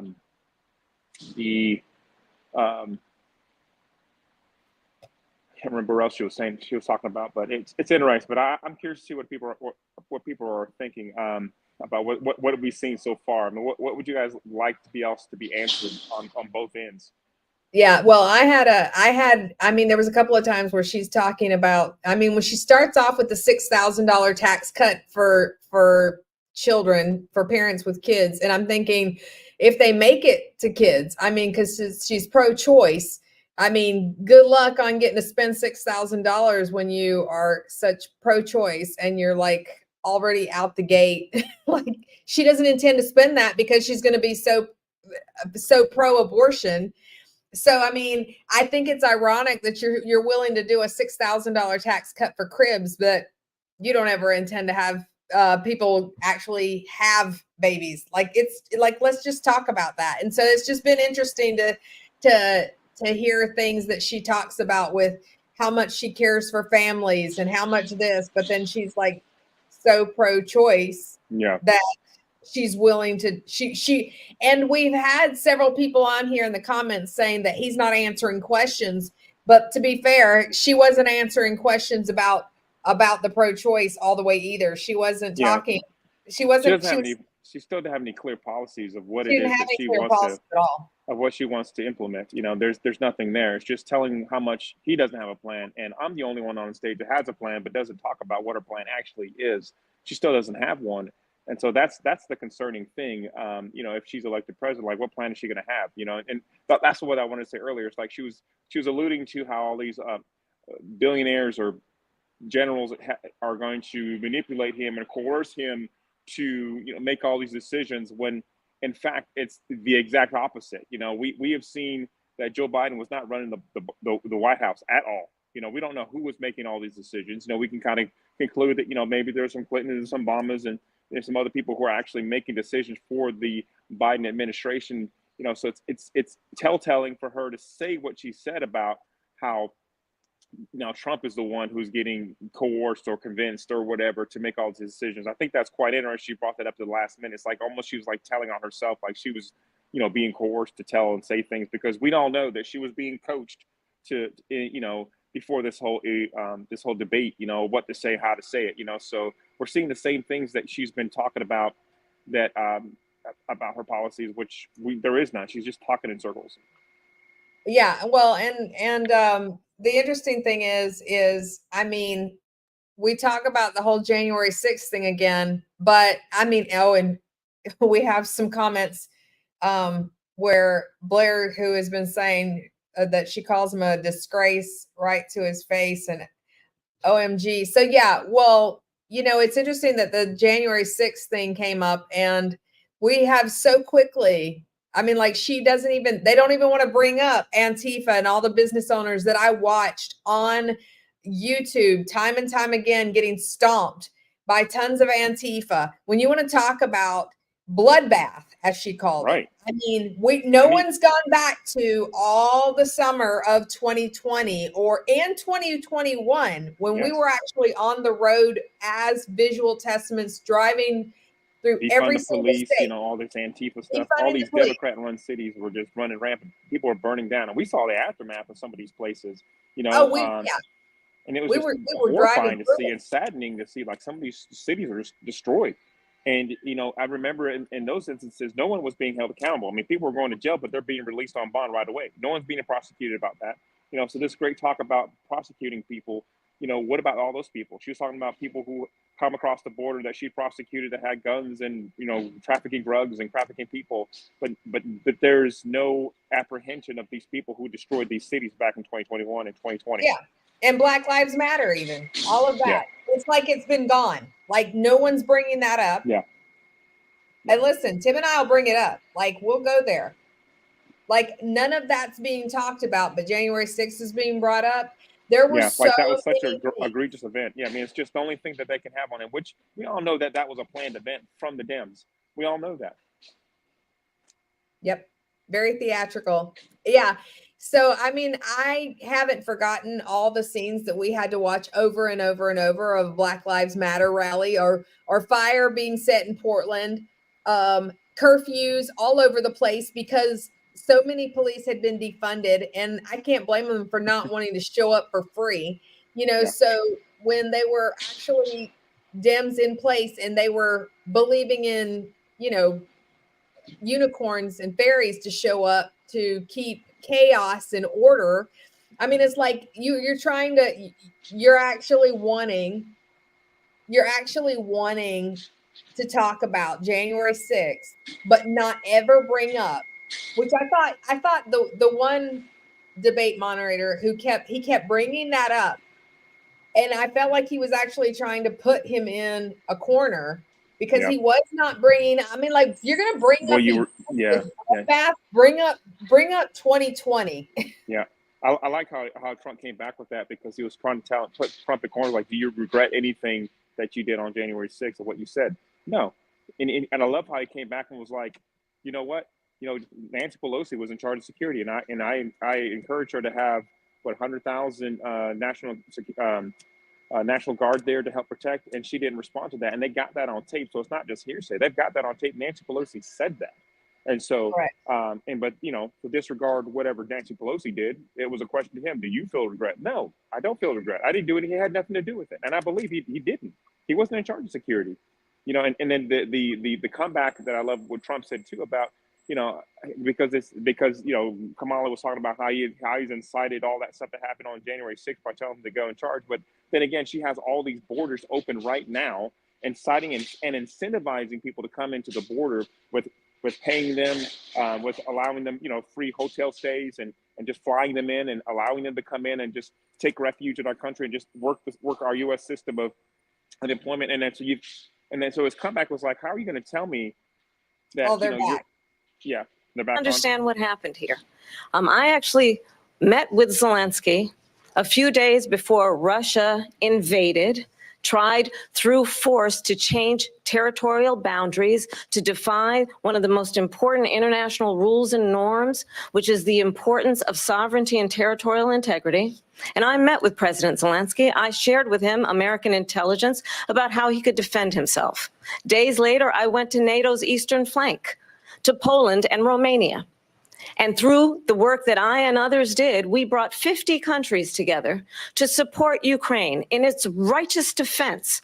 And because of our support, because of the air defense, the ammunition, the artillery, the javelins, the Abrams tanks that we have provided, Ukraine stands as an independent and free country. If Donald Trump were president, Putin would be sitting in Kyiv right now. And understand what that would mean, because Putin's agenda is not just about Ukraine. Understand why the European allies and our NATO allies are so thankful that you are no longer president, and that we understand the importance of the greatest military alliance the world has ever known, which is NATO, and what we have done to preserve the ability of Zelensky and the Ukrainians to fight for their independence. Otherwise, Putin would be sitting in Kyiv with his eyes on the rest of Europe, starting with Poland. And why don't you tell the 800,000 Polish Americans right here in Pennsylvania how quickly you would give up for the sake of favor and what you think is a friendship with what is known to be a dictator who would eat you for lunch. Vice President Harris, thank you. We've heard from both of you on Ukraine tonight. Afghanistan came up in the last hour. I wanted her to respond to something you said earlier, and I'll give you a minute here. Putin would be sitting in Moscow, and he wouldn't have lost 300,000 men and women, but he would have been sitting in Moscow. Quiet, please. He would have been sitting in Moscow, much happier than he is right now. But eventually, you know, he's got a thing that other people don't have. He's got nuclear weapons. They don't ever talk about that. He's got nuclear weapons. Nobody ever thinks about that. And eventually, maybe he'll use them, and maybe he hasn't been that threatening. But he does have that, something we don't even like to talk about. Nobody likes to talk about it. But just so you understand, they sent her to negotiate peace before this war started. 3 days later, he went in and he started the war because everything they said was weak and stupid. They said the wrong things. That war should have never started. She was the emissary. They sent her in to negotiate with Zelensky and Putin, and she did. And the war started 3 days later. And that's the kind of talent we have with her. She's worse than Biden. In my opinion, I think he's the worst president in the history of our country. She goes down as the worst vice president in the history of our country. But let me tell you something. She is a horrible negotiator. They sent her in to negotiate. As soon as they left, Putin did the invasion. President Trump, thank you. You did bring up something. You said she went to negotiate with Vladimir Putin. Vice President Harris, have you ever met Vladimir Putin? Can you clarify tonight? Yet again, I said it at the beginning of this debate, you're going to hear a bunch of lies coming from this fellow. And that is another one. When I went to meet with President Zelensky, I've now met with him over 5 times. The reality is it has been about standing as America always should, as a leader upholding international rules and norms, as a leader who shows strength, understanding that the alliances we have around the world are dependent on our ability to look out for our friends and not favor our enemies because you adore strongmen instead of caring about democracy. And that is very much what is at stake here. The President of the United States is commander-in-chief. And the American people have a right to rely on a president who understands the significance of America's role and responsibility in terms of ensuring that there is stability and ensuring we stand up for our principles and not sell them for the benefit of personal flattery. We've talked about Ukraine and Vladimir Putin. I do want to talk about Afghanistan. It came up in the first hour of this debate. I want to move on to Afghanistan. Stoltenberg said Trump did the most amazing thing I've ever seen. He got these countries, the 28 countries at the time, to pay up. He said, I've never seen, he's the head of NATO. He said, I've never seen. For years, we were paying almost all of NATO. We were being ripped off by European nations, both on trade and on NATO. I got them to pay up by saying one of the statements you made before, if you don't pay, we're not going to protect you. President Otherwise, Trump. we would have never gotten it. He said it was one of the most incredible jobs that he's ever seen done. Thank you. I want to turn to Afghanistan. It came up in the first hour of the debate, and we witnessed a poignant moment today on Capitol Hill, honoring the soldiers who died in the chaotic withdrawal from Afghanistan. I do want to ask the Vice President, do you believe you bear any responsibility in the way that withdrawal played out? Well, I will tell you, I agreed with President Biden's decision to pull out of Afghanistan. 4 presidents said they would, and Joe Biden did.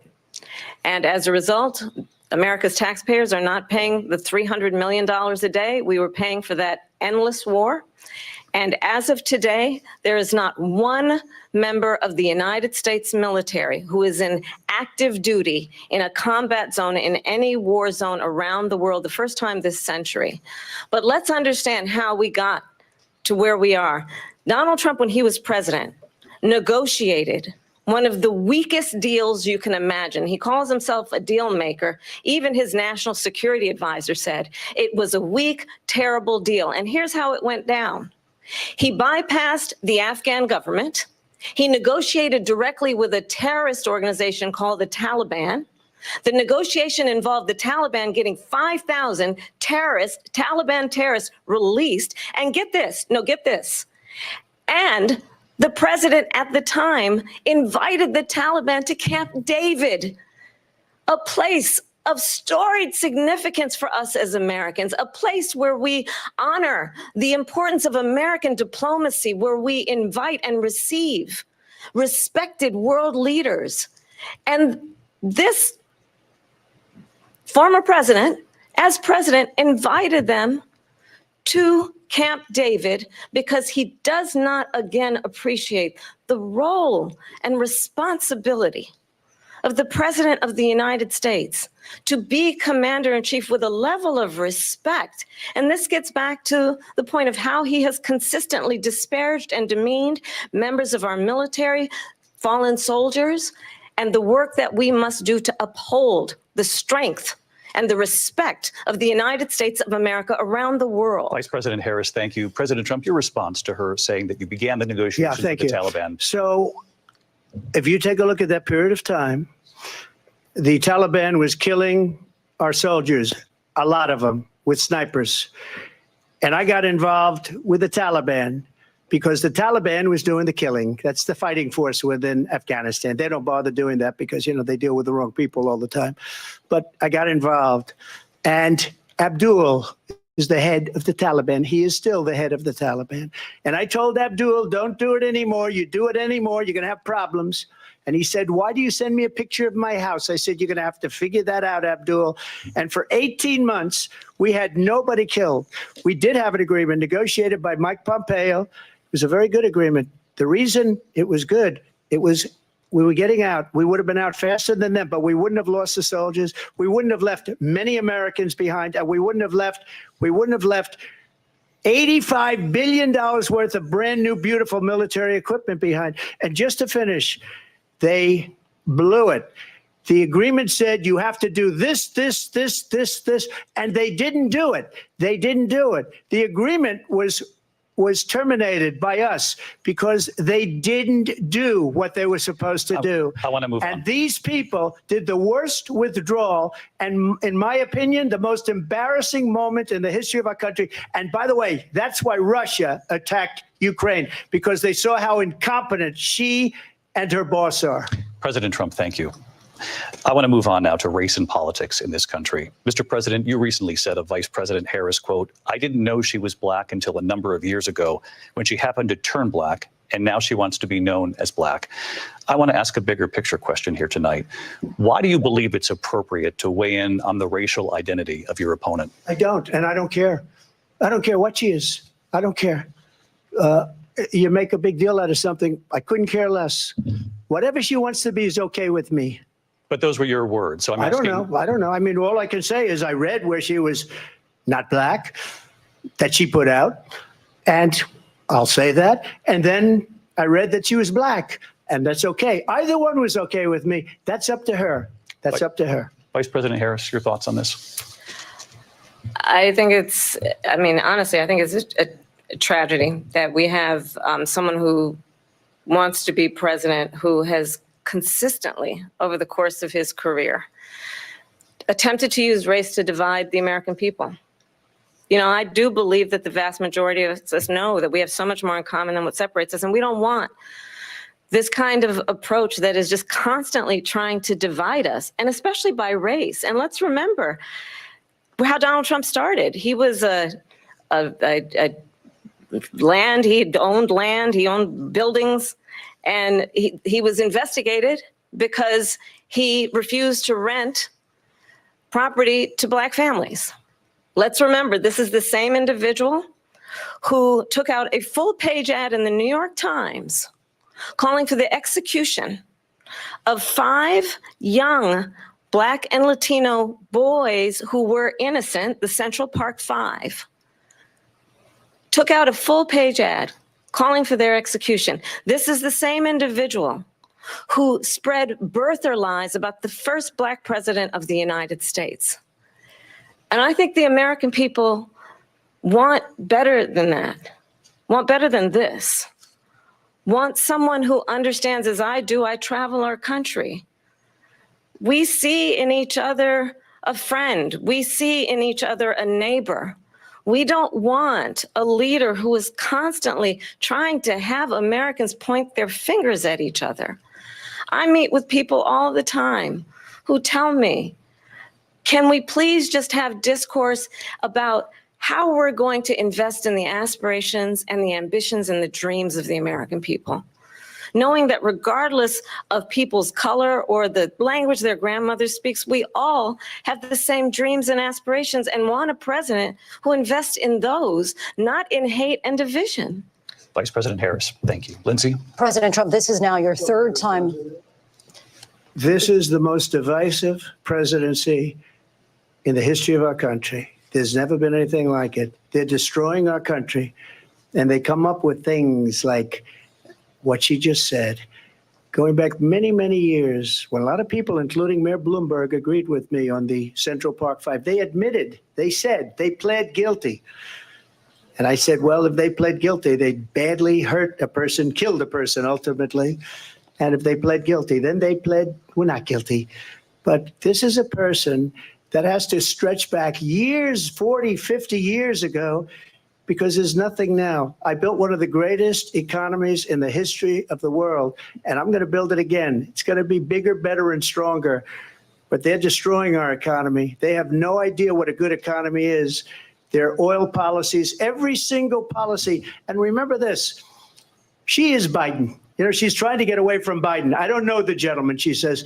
She is Biden. The worst inflation we've ever had, a horrible economy because inflation has made it so bad, and she can't get away with that. Thank you. Your time is up. I want to respond to that, though. I want to just respond briefly. Clearly, I am not Joe Biden, and I am certainly not Donald Trump. And what I do offer is a new generation of leadership for our country, one who believes in what is possible, one who brings a sense of optimism about what we can do instead of always disparaging the American people. I believe in what we can do to strengthen our small businesses, which is why I have a plan. Let's talk about our plans and let's compare the plans. I have a plan to give startup businesses $50,000 tax deduction, to pursue their ambitions, their innovation, their ideas, their hard work. I have a plan, $6,000 for young families for the first year of your child's life to help you in that most critical stage of your child's development. I have a plan that is about allowing people to be able to pursue what has been fleeting in terms of the American dream by offering a help with down payment of $25,000 down payment assistance for first-time home buyers. That's the kind of conversation, I believe, David, that people really want tonight, as opposed to a conversation that is constantly about belittling and name-calling. Let's turn the page. Vice President and move Harris, forward. thank you. Let's turn to policy. President Trump, we have to move on. President Trump. Let's turn to policy, please. She has a plan to defund the police. She has a plan to confiscate everybody's gun. President Trump, she we has do a have to plan move to on to not other allow issues. fracking in Pennsylvania or anywhere else. Okay. That's what her plan is until just recently. I just need Lindsay, to go ahead. respond. President because Trump, no, the President former Trump. president has said No, I'm something sorry. twice that I need to No, respond to. I'm sorry. We're I gonna just need to move respond on, Vice one President time Harris. to what he has President said Trump, this multiple is times. now your Yes. 3rd time running for president. You have long vowed to repeal and replace the Affordable Care Act, also known as Obamacare. You have failed to accomplish that. You now say you're going to keep Obamacare, quote, unless we can do something much better. Correct. Last month, you said, quote, we're working on it. So tonight, 9 years after you first started running, do you have a plan? And can you tell us what it is? Obamacare was lousy health care, always was. It's not very good today. And what I said, that if we come up with something, and we are working on things, we're going to do it and we're going to replace it. But remember this, I inherited Obamacare because Democrats wouldn't change it. They wouldn't vote for it. They were unanimous. They wouldn't vote to change it. If they would have done that, we would have had a much better plan than Obamacare. But the Democrats came up, they wouldn't vote for it. I had a choice to make when I was president. Do I save it and make it as good as it can be, never going to be great, or do I let it rot? And I felt I had an obligation, even though politically it would have been good to just let it rot and let it go away. I decided, and I told my people, the top people, and they're very good people. I have a lot of good people in that administration. We read about the bad ones. We had some real bad ones too, and so do they. They have really bad ones. The difference is they don't get rid of them. But let me just explain. I had a choice to make. Do I save it and make it as good as it can be, or do I let it rot? And I saved it. I did the right thing. But it's still never going to be great, and it's too expensive for people. And what we will do is we're looking at different plans. If we can come up with a plan that's going to cost our people, our population, less money and be better health care than Obamacare, then I would absolutely do it. But until then, I'd run it as good as it can be run. So just a yes or no, you still do not have a plan? I have concepts of a plan. I'm not president right now. But if we come up with something, I would only change it if we come up with something that's better and less expensive. And there are concepts and options we have to do that. And you'll be hearing about it in the not too distant future. Vice President Harris, in 2017, you supported Bernie Sanders' proposal to do away with private insurance and create a government-run healthcare system. 2 years later, you proposed a plan that included a private insurance option. What is your plan today? Well, first of all, I absolutely support, and over the last 4 years as vice president, private healthcare options. But what we need to do is maintain and grow the Affordable Care Act. But I'll get to that, Lindsay. I just need to respond to a previous point that the former president has made. I've made very clear my position on fracking. And then this business about taking everyone's guns away. Tim Walz and I are both gun owners. We're not taking anybody's guns away. So stop with the continuous lying about this stuff. As it relates to the Affordable Care Act, understand, just look at the history to know where people stand. When Donald Trump was president, 60 times he tried to get rid of the Affordable Care Act. 60 times. I was a senator at the time when I will never forget the early morning hours when it was up for a vote in the United States Senate. And the late, great John McCain, who you have disparaged as being, you don't like him, you said at the time, because he got caught. He was an American hero. The late, great John McCain, I will never forget that night, walked onto the Senate floor and said, no, you don't. No, you don't. No, you don't get rid of the Affordable Care Act. You have no plan. And what the Affordable Care Act has done is eliminate the ability of insurance companies to deny people with pre-existing conditions. I don't have to tell the people watching tonight, you remember what that was like? Remember when an insurance company could deny if a child had asthma, if someone was a breast cancer survivor, if a grandparent had diabetes? And thankfully, as I've been vice president and we over the last 4 years have strengthened the Affordable Care Act, we have allowed for the first time Medicare to negotiate drug prices on behalf of you, the American people. Donald Trump said he was going to allow Medicare to negotiate drug prices. He never did. We did. And now we have capped the cost of insulin at $35 a month. Since I've been vice president, we have capped the cost of prescription medication for seniors at $2,000 a year. And when I am president, we will do that for all people, understanding that the value I bring to this is that access to health care should be a right and not just a privilege of those who can afford it. And the plan has to be to strengthen the Affordable Care Act, not get rid of it. Vice President Harris, thank you. In terms of where Donald Trump stands on that. I want to move to an issue that's important for a lot of... You made a mistake. At number one, John McCain fought Obamacare for 10 years. But it wasn't only him. It were all of the Democrats that kept it going. And you know what? we can do much better than Obamacare, much less money, but she won't improve private insurance for people, private medical insurance. That's another thing she doesn't want to get. President People Trump- are paying privately for insurance that have worked hard and made money, and they want to have private. She wants everybody to be on government insurance where you wait 6 months for an operation that you need immediately. President Trump, thank you. We have another issue that we'd like to get to that's important for a number of Americans, in particular younger voters, and that's climate change. President Trump, with regard to the environment, you say that we have to have clean air and clean water. Vice President Harris, you call climate change an existential threat. The question to you both tonight is, what would you do to fight climate change? And Vice President Harris, we'll start with you. 1 minute for you each. Well, the former president had said that climate change is a hoax. And what we know is that it is very real. You ask anyone who lives in a state who has experienced these extreme weather occurrences, who now is either being denied home insurance or it's being jacked up. You ask anybody who has been the victim of what that means in terms of losing their home, having nowhere to go. We know that we can actually deal with this issue. The young people of America care deeply about this issue. And I am proud that as vice president over the last 4 years, we have invested $1 trillion in a clean energy economy, while we have also increased domestic gas production to historic levels. We have created over 800,000 new manufacturing jobs while I have been vice president.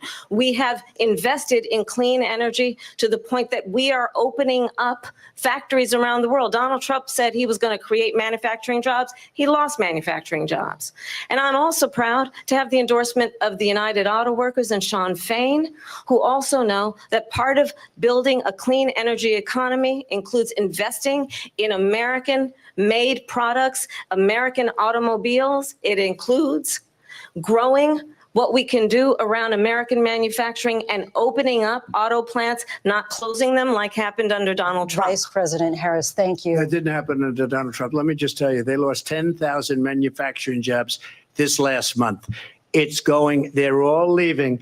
They're building big auto plants in Mexico, in many cases owned by China. They're building these massive plants, and they think they're going to sell their cars into the United States because of these people. What they have given to China is unbelievable. But we're not going to let that. We'll put tariffs on those cars so they can't come into our country, because they will kill the United Auto Workers and any auto worker, whether it's in Detroit or South Carolina or any other place. What they've done to business and manufacturing in this country is horrible. We have nothing because they refuse. You know, Biden doesn't go after people because supposedly China paid him millions of dollars. He's afraid to do it. Between him and his son, they get all this money from Ukraine. They get all this money from all of these different countries. And then you wonder, why is he so loyal to this one, that one, Ukraine, China? Why is he? Why did he get $3.5 million from the mayor of Moscow's wife? Why did she pay him $3.5 million? This is a crooked administration, and they're selling our country down the tubes. President Trump, thank you. Thank you. We'll be right back with closing statements from both of our candidates. An historic night, this ABC News presidential debate from Philadelphia. Back in a moment.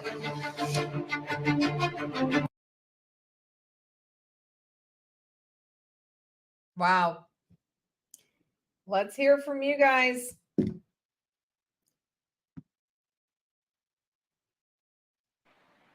Boy, oh boy. This Yeah. is very, very interesting. Yeah, but so I'm curious to see what you guys are thinking about all this. This debate. How well do you think these candidates are doing? How well do you think Kamala's doing? How well do you think Trump's doing? I mean, who's the stronger candidate right now during this debate? Who would you say is, if you will, leading this debate? Yeah, good question. I definitely, in my opinion, think that unfortunately, it seems like the media is leading this debate. I mean, they are so putting him, in my opinion, pigeonholed into questions that, I mean, of course, she's going to get fired up about. And you can tell, like, I feel like they've been in the back, like, you know what this reminds me of, Tim? This actually reminds me of when you had a dream, and you guys can go on our Visual Testaments YouTube channel now. Go look up the dream. Go look up later. the dream that Tim had about the testing that was being done. And we could drop it in the comments so you'll see that. But there was a test that the Lord had, a dream that the Lord had given Tim. And in that there was a test. And first it was someone who came in and took the test and passed with flying colors. Then someone else came in and sat down and took the test. Then a female sat down next to that man and took the test. And they were both caught cheating, which I thought was interesting. Now, this was back in December of 2019, which is the interesting thing. We were actually in Pensacola, Florida when he had this dream. And then someone else comes in the dream, and he doesn't last long. In fact, the teacher that's administering the test looks at him and says, "Oh, no, you're not even prepared for the test. You got to leave," which I think is quite interesting considering like the new person that's just stepped on the scene with her.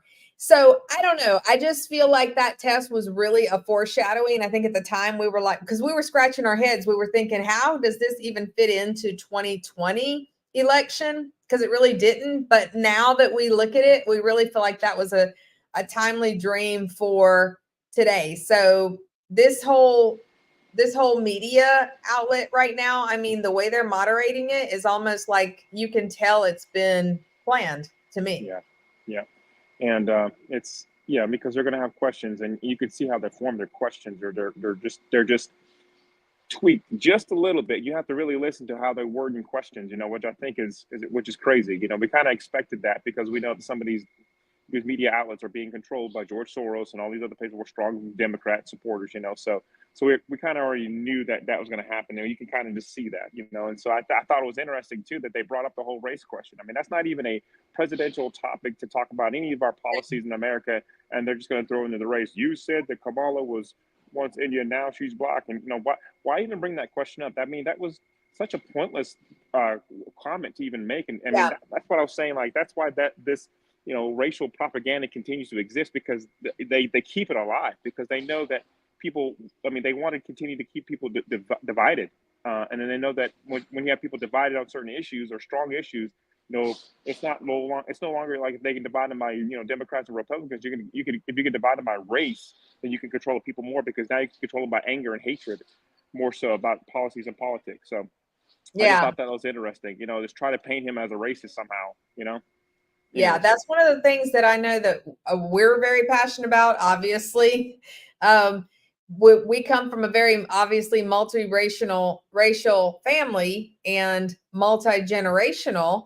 And so for when we talk about race, we're like, it's actually seems to be a joke for us, because if you go biblical, then there's only one blood and one ethnicity. When they're talking about ethnicities, that's a whole nother thing, but they're talking about race. That word didn't even come into play until 1901. I think if you look and do the actual definition term of racism. So I think it's so interesting, but they're coming back. So let's hear.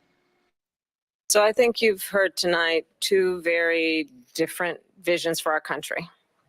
One that is focused on the future, and the other that is focused on the past, and an attempt to take us backward.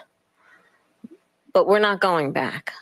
And I do believe that the American people know we all have so much more in common than what separates us. And we can chart a new way forward.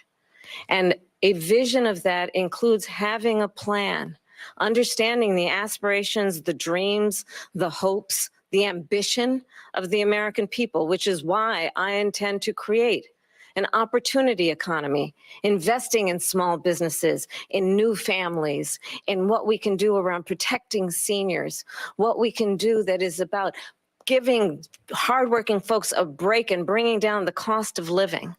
I believe in what we can do together that is about sustaining America's standing in the world and ensuring that we have the respect that we so rightly deserve, including respecting our military, and ensuring we have the most lethal fighting force in the world.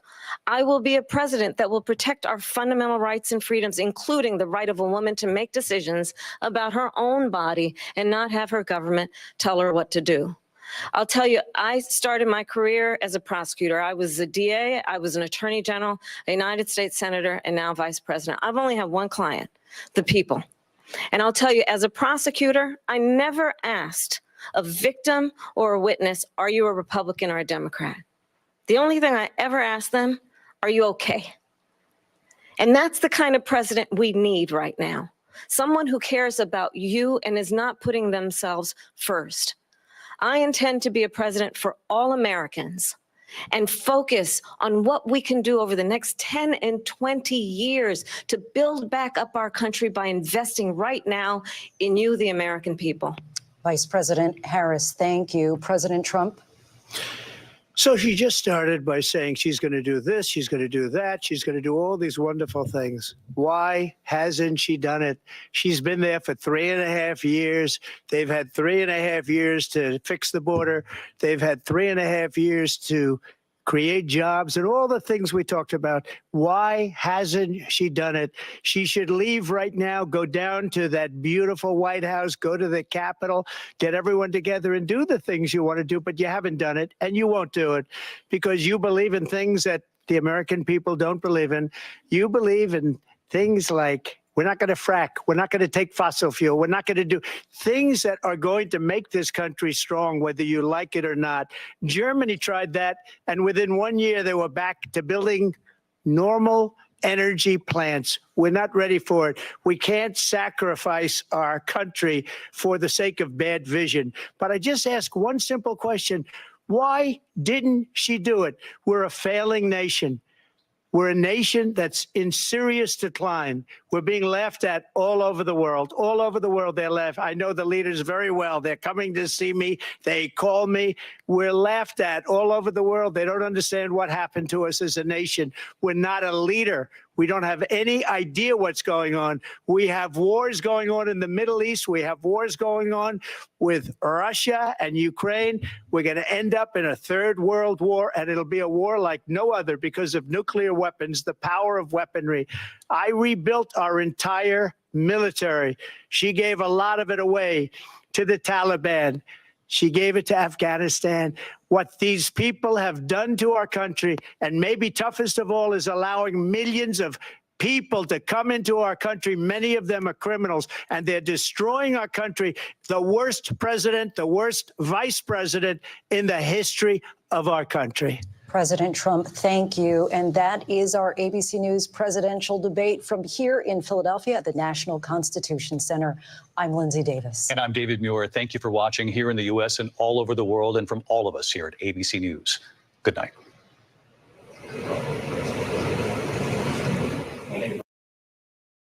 ABC News coverage of the debate. Pick your adjective. I would go with fiery to begin, but it goes from there. Both the candidates, you could argue, executing on their strategy going in. For Kamala Harris, that was to get under the former president's skin, which she did quite often. For the former president, his option was, of course, to go after the economy, after Afghanistan, the administration's position on the withdrawal in Afghanistan, and immigration, of course. This is exactly what they wanted. The question is how they got there, and along the way, I think. Well, people are going to be talking about this debate for a long time. And is this the final debate? Is this the only one we're going to see? Will there be another? Well, it depends on how each candidate feels they did tonight. Let's bring back our moderator, Meet the Press, Kristen Welker, our senior Washington correspondent, Hallie Jackson. Boy, do we have a lot to chew on. Great question. Great question, Ezell. She asked, what are the plans to combat mental health in America? So, yeah, Tim, let's hear. Like, what are the plans to combat mental health in America? You know, that's a strong thing to consider. You know, what are some things that we could do for that? You know, I mean, these are some issues. Yeah.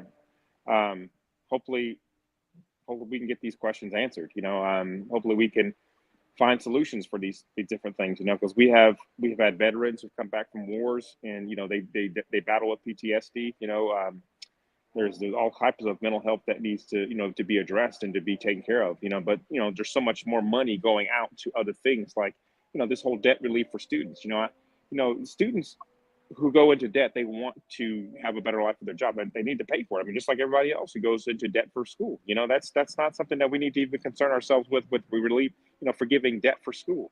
I mean, that's crazy. We got people that are homeless out on the street, and we're talking about people who are, who have went to school and they want their debt removed. That's, how about you remove my debt for the house I bought too? I mean, how about we go there too? I mean, it's just as preposterous just to request something like that, or even to mean something like that. So when we do have other issues that are more important than that. So yeah, there's definitely so much area that we have to make sure that in my opinion, we have to make sure our votes actually are heard. I think that was one of the things that I was very bummed out, that the voting, the election fraud, like none of that came up, which I think is a little ironic. I mean, like, let's talk about how we're going to deal with the election. Yeah. Our votes didn't feel, our voice doesn't felt heard for those who actually voted for Trump in the last election. I mean, we do feel like it was in our home, we feel like it was stolen. So, I mean, for sure, for those many Americans who feel like, why even vote? We feel like our voice was not heard. That's been something that's been very frustrating. And I noticed that they did not bring that up at all, because they don't. Trump tried to bring it up some. Yeah, because Trump tried to bring that up because they're talking about, the whole January 6th thing, about how the election, that all led from an election fraud, so. But anyway, so it's interesting, to what they'll talk about, what they don't want to talk about. They want to talk about stuff about how his reactions was to January 6th, but then they don't want to bring up the whole thing that led to the whole January 6th, event, which was the election fraud thing. So anyway, so it's, what do you do, with that? So make sure you guys go out and vote. I'm curious to see after the election, if you're somebody who was sitting on the fence about who you're going to vote for because maybe you didn't like Trump's attitude, but you were unclear on Kamala Harris's policy, what it is. I mean, did this debate actually help you make a more decisive decision from what you've seen between the two candidates, or what will you do? But I will encourage you guys, whatever it is, make sure you do vote, because regardless, again, vote on policy. Don't vote on, something that it's like somebody's attitude or somebody's inability to lead. Vote on what they're actually saying, what actually is written down that they will actually do. So track history too. What's our track record on policies, on procedures? Like, was your country a lot better off when Trump was in office? Is your country better off right now while Kamala and Biden's in office right now? Is your country better now, or was it better when he was in office? Look at the track record. That should help you decide who you're going to be voting for. So hope you look at that as well. I mean, she was talking about mortgages in the housing market, and I'm thinking, who better to vote for than someone who's been in real estate and knows how to. He understands business. Yeah, he knows business. And I mean, so she's talking about small business and all this other stuff. And I'm thinking, you still haven't helped the business owners that I see that were going through absolute terror in 2020 when they were vandalizing all of the businesses, so many across the US, from Black Lives Matter protests to Antifa, but none of that comes up. Only January 6th, nothing about the election fraud. Nope. Nothing about this coming election and how we're going to actually do voting. Like, none of that was brought up. So that was just quite frustrating for me. Yeah. Ezel said, honestly, Trump bringing back Bibles into the schools will already bring a big change. Well, on that note, we definitely have Bring Your Bible to School Day coming up. So that's a great point. Thank you for that, Ezel. I'm going to be pulling that up. That's actually Bring Your Bible to School Day is actually October 3rd. So October 3rd, parents, go ahead and get your Bible ready and put it in their book bags now. October 3rd. Make sure you put it on your refrigerator. Set a reminder on your phone. October 3rd is the day that you put Bibles in your kids' backpacks and send them to school. They can actually sit around the lunchroom table and have Bible questions and Bible time with their actual engagement. So kind of prepare them with flashcards and give them a good start, because that's going to be, I'm glad that Ezel brought that up. That is going to be something that's very, very key here, because no matter which way the vote ends up going, that is something that we have right now that we can actually provide for we have a biblical background. We're going to have peace no matter what happens. So great point. Yeah, I'm actually excited about that, because spiritually speaking, if we can bring the Bibles back into our school, we can bring the Word of God back in our school, we can bring prayer back in our school, I think our country on a spiritual level will start to turn the tide. And I think that's very crucial. That's very critical that we get that done. So I think this is a great step in the right direction by doing this, bringing Bibles back to school. I love it. Yeah, thank you for that, Ezel. She said anyone that cannot afford to buy a Bible, reach out that I can see if I can help for the October 3rd day. That's awesome. That's awesome. You guys look her up. And Ezel Theart on YouTube. Amazing channel. So check it out. Subscribe. Yeah, definitely October 3rd. Again, this has been an amazing debate. I'm very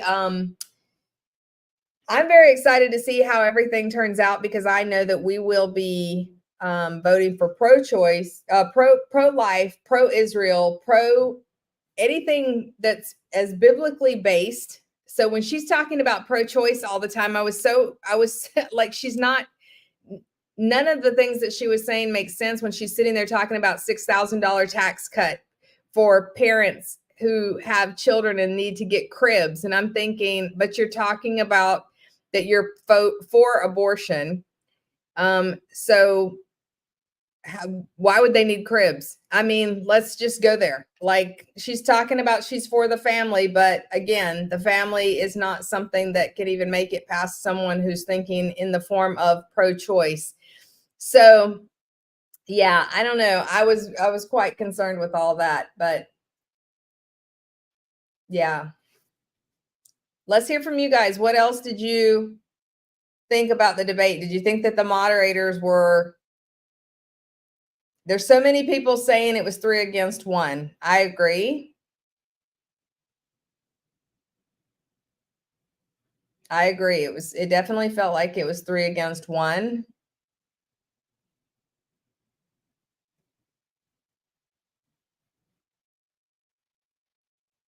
Yeah, she wouldn't deny even being against 8 and 9 month abortion terms. I know. So, and it's interesting because I was getting a lot of comments where people were saying he wasn't answering the question, but she wasn't answering the questions. So, Yeah, I think that's critical. When she just kept. I mean, I think it's interesting how every time she was asked a question, she'd go and say that what he did or he didn't do. It was like she wasn't answering the question. She was saying stuff, but she wasn't really directly answering the question that was asked of her. And Trump did the same thing. He started off saying things that, what she said or he did or what they did. I think there's a lot of that. I think that there could have been more focus on both ends to be able to answer the question that was asked of them, because, it seemed like they were almost trying to bait each other on stuff. And so, but I agree, like the moderators, I mean, there's some points in there, like they were just, hounding. They're being one-sided. I'll say it that way. They were hounding one candidate versus the other about certain things, and I mean Trump specifically. And so, but there were some strong moments in the moderators were able to reel in the back and forth some. So I think they did a good job on that point. But for the most part, overall, I think they could have did a whole lot better. Yeah, I know Kathy Harwick out of Texas. Our friend was saying that you can't convince me that she wasn't given the questions. What do you think about that, Tim?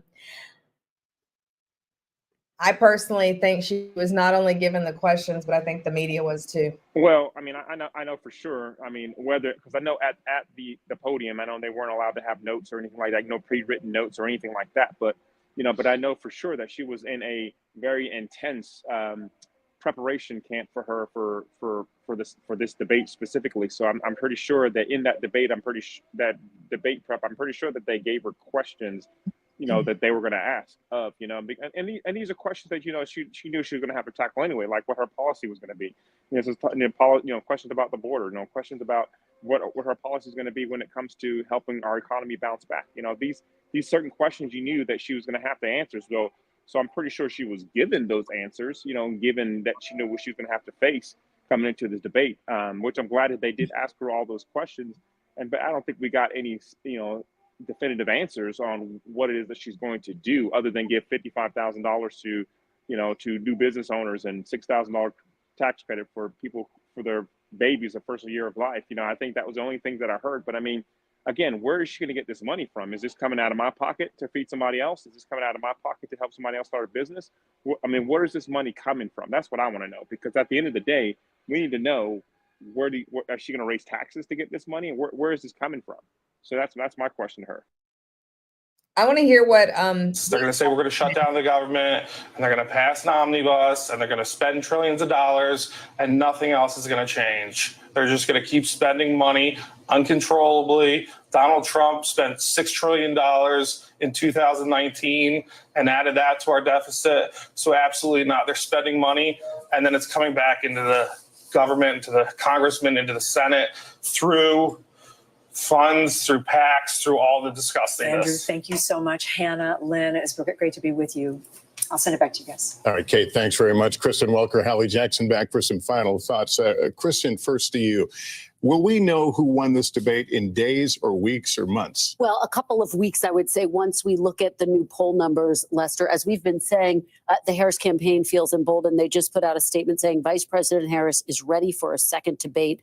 Is Donald Trump? The big question, will that actually happen? And again, it's just fascinating to hear the voters who are sitting there with Kate Snow, to hear that one of them at least feels a little bit more favorably toward Harris. As we start to close our coverage, I always like to say Election Day is XX days away. But in fact, Election Day is, well, it starts tomorrow in one state, but is 6 days away in Pennsylvania. That's right. Early voting is a huge factor. Those mail-in ballots going out in Pennsylvania. You've got it in other battleground states as well, coming up soon, including Michigan just this month. So that is real, right? What's happening tonight matters when people go to make their decision about who they want in the White House. So will there be a second debate? That's an open question. You look at what's next. All four of these leaders, Kamala Harris and her running mate, former President Trump, and his running mate, will be in 9/11 ceremonies tomorrow. All right, Haley.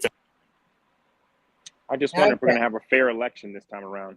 Mail-in ballots. I just wonder if we're actually going to have this more controlled. Are we going to have a better system with having a fair and concise election with mail-in ballots? Because I know that's important, because there are people who do need legitimate mail-in ballots. I mean, we have military people around the world who need to mail in their ballots, because I was one of those guys when I was in the military. And so it's definitely important to have a mail-in ballots at some regard. But we need to regulate that. There should be some rules and regulations to, if you have a mail-in ballot, you need to have a legitimate excuse, and not just, somebody just mailing the ballot. Because especially now that we have all these people who come into the border, I mean, who is going to regulate who's submitting a ballot or not, and if it's a legit ballot? I mean, that's just my concern. So do you think that this was an effective debate? Because I'm thinking I wasn't impressed by how the debate was handled. But do you think it was an effective debate? In the sense of being effective, I mean, we were able to see more of Kamala of what she can and can't do, when it comes to an effective debate. I mean, so was it effective in the sense of were we able to see how she can debate and how she can stand up to Trump? I guess so. I mean, you could see that she was still, not really effective in what she's wanting to say and do with her policies. I don't think she got any of her things across. I mean, I don't think anybody bought any of the fluff that she was giving out. And so in that regard, I don't think she was effective. Was it effective to see that, Trump is still being targeted with the media right now? Yeah, that was effective. We can obviously see that. So in the realm of effective, I mean, there's some realms of it was effective, because it was it unveiled some things that needed to be unveiled, so people could see, just like when they had the Trump and Biden debate, what was effective was that they saw for the first time that Biden was incapable of leading our country, and he should not be in office, and he should not be running again. And so that was effective to get him out of office. And so, again, I think it was effective win for Trump to see that Kamala Harris still doesn't have any answers. She has some weak policies. She's not going to be able to stand toe-to-toe with these guys like What do President you Xi. think? What do you think when she said that 81 million people fired Donald Trump? Because, well, again, I mean, that's just a false number that we can't really substantiate because of what happened, in the last election. But, the truth of it is that nobody voted for Kamala Harris. She was just whisked into this role as a candidate. I mean, even Democrats are kind of upset because they didn't have a due process of actually electing a Democratic candidate. They just kind of put Kamala in place, like, hey, this is the person you're going to vote for. Everybody's going to stack their stuff up on Kamala, and she's going to be our candidate that's going to help win the day. But there's a lot of people who are upset, and like Democrats are upset that they didn't have that due process because they didn't vote for Kamala. And that's why a lot of people are leaving the Democratic Party, because there's no democracy there. There's no due justice or a system that was actually in place to allow a fair election for their Democratic nominee. So, no.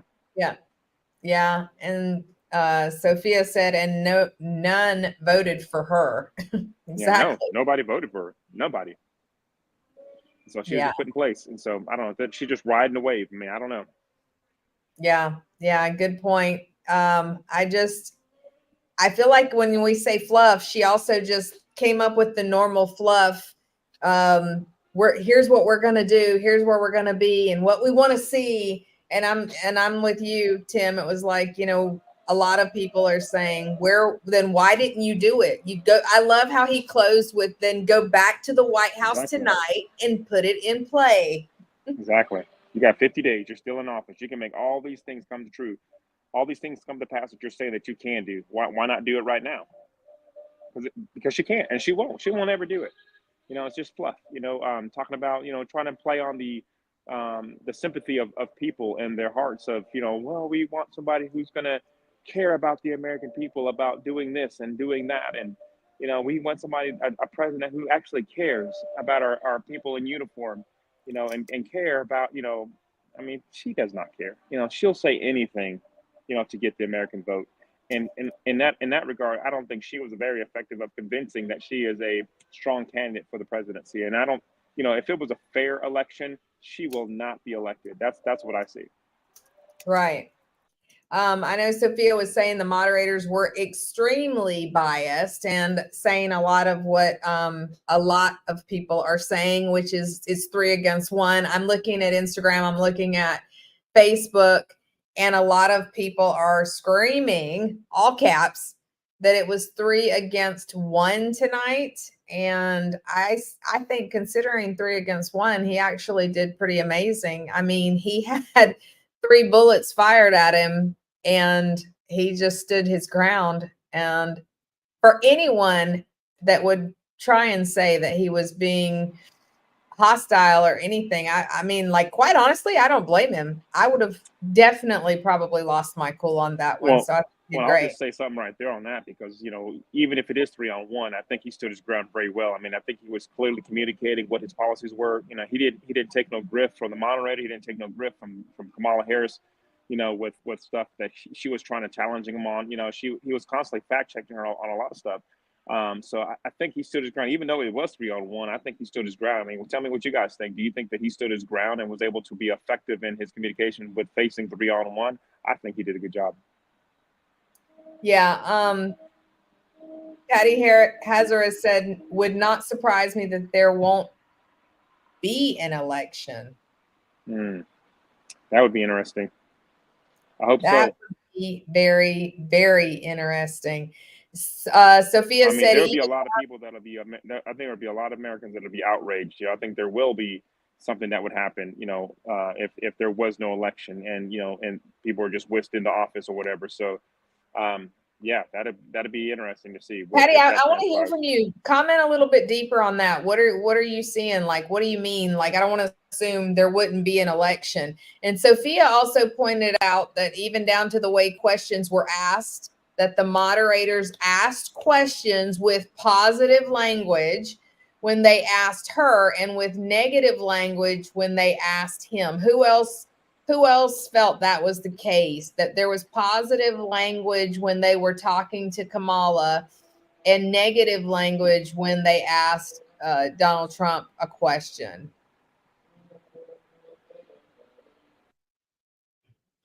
Yeah, I see that. Except for when she baited him, she knew what things would hit below the belt and cause him to react. Yeah, I definitely saw several. Again, she wasn't the only one that was baiting him. I mean, that one, the male moderator, he was like, what, Newark? He was like, I mean, he was nonstop. It was really shocking to me how much he was trying to bait him, in my opinion. Very, very biased. Well, yeah, that racial question, I think that was a baited question and just try to make him look like he was racist. I mean, like I said, there was no reason to bring that question up. I mean, it had nothing to do with policy, had nothing to do with politics or policies. I mean, it has nothing to do with the presidential, thing. It was the comment was regurgitated out of context of what was spoken, what Trump said about Kamala Harris's, race, So, I mean, to bring that up is, like I said, is to propagate racism and propagate, ethnic hatred. I mean, it wasn't even in that. So if you saw the comment in original context and dialect, I mean, you would realize that that's not what he was trying to say. So anyway, I just think that was very poor way of bringing that up at all. Yeah, I'm still shocked about how she said that the 81 million Americans fired him. That just shows she has no clue. And she was talking about how many leaders did not want him. And I'm thinking, how are you around many leaders? You're not ever around. You're dodging even the media. Even the media was trying to get a hold of her. So it's just interesting. I want to hear what you thought, Tim, about when she said that's not true about the gun, because she said we have guns when she was talking about.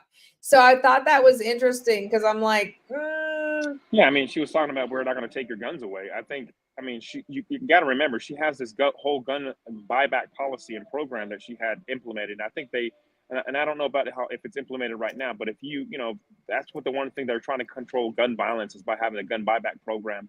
To say that she wasn't going to try to take people's guns away was just fraudulent for her to say that. I mean, it was ridiculous. Like you have the program in place to say that if you turn your guns in, they'll buy them back, or try to implement that. So, I mean, just the falsehoods that there's, like I said, she'll say anything, to get into office because they know that there's a lot of people who are pro guns in America, and so people who will protect the Second Amendment with all their life, So for her to say something like that was just absolutely a falsehood, and I'm surprised that they didn't fact check her on that.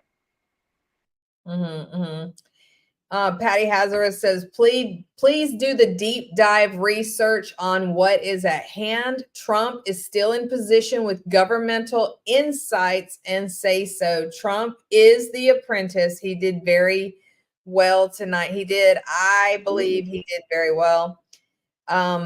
Yeah, as far as that whole the gun comment, I was really in shock that she said that because the whole gun buyback thing. And I know Sophia was saying if I was a Democrat, I would be disappointed in how much the moderators were biased. It is obvious they needed to make Kamala look good and Trump look bad. But that is still something that every election year they've been doing. It's like the mother bird feeding the little birdies. And it's like, come on, at some point they have to be able to fly themselves.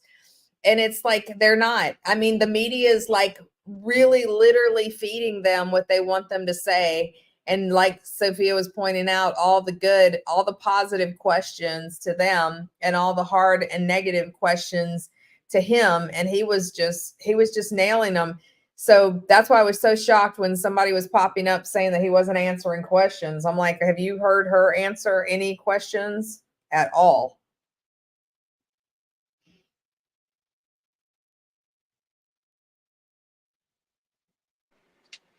Yeah, I mean, absolutely. I mean, she was definitely getting some softball questions that he was that they were giving her. And I think even then, I mean, she still had this, deer in headlight look about how to answer the question, and she still circumvented all these questions and answers like she's typically doing. She'll circumvent an answer, and she'll just kind of do this whole word salad thing that she's so notorious for on some of these questions. And even then, she still was not able to give clear answers to these softball questions that she was given, which I'm pretty sure that she did probably prepare for it. She still, I think, goofed it up for the most part. So, and just really her focus was more so, I think, attacking Trump's policies versus having her own ideas of what she would do, other than the 3 key points that she kept repeating, which is, I'm gonna give $50,000 to business owners. I'm gonna give $5,000 or $6,000 to new parents who are for the first year of life with their kid, which I thought which is crazy to think, because she has this whole,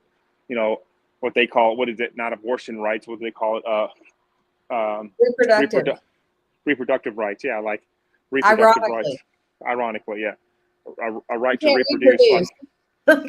A right to reproduce. I mean, I don't get the negative connotation on that. That's just so weird to say it like that. It's like saying jumbo shrimp. It's like, I don't get why they have. I understand why they worded that way, because they wouldn't say, pro-abortion rights, because they did away with that term. Yeah. But now they're using this. So Patty said she exposed herself with the lying spirit. Sophia said Trump did a great job of sticking with the abortion, hitting hard on the fact that Democrats are for late abortions, even after birth. I agree. Yeah, and even one of those moderators said that, that there's no states that I forget what, I think it was Murr that said that there's no states that have late-term abortions, which Trump had to fact check him on that, and that Virginia actually has late-term abortions, even after birth. So I think that was a poor judgment of fact checking right there on I think David Muir on his saying that there's no state that has late-term abortions, when in fact that Virginia does. So yeah, I still go back to the whole $6,000 tax cut for child credit that she's talking about from the jump. I mean, like you keep saying, where's this money coming from? And the whole debt, buy off the student debt. I mean, where's all this money coming from? And do the taxpayers, how many taxpayers realize that? Like, I just constantly think that if we're getting excited over a $6,000 tax credit, do we understand where it's actually coming from?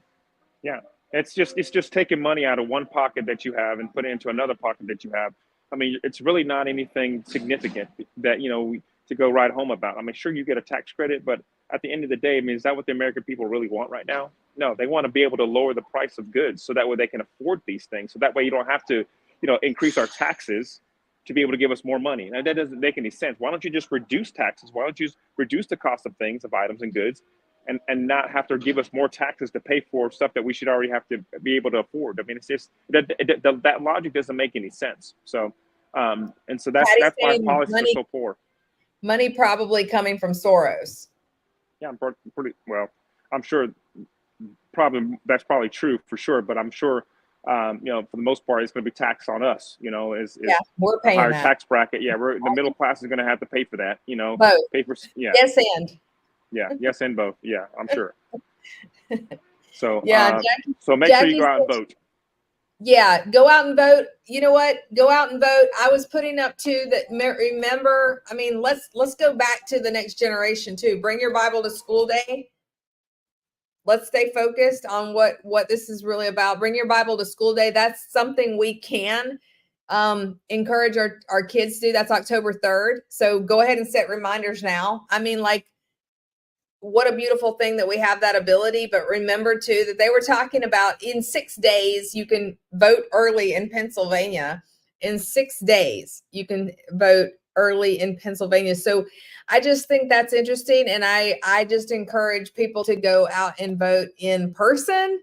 So I'm just shocked at how many people are talking about mail-in, and I'm thinking, like, if if it's a reoccurring thing that we saw of the previous election where vote mail-in ballots just showed up from anywhere, why would we even allow that on this go round? So I'm a little shocked there.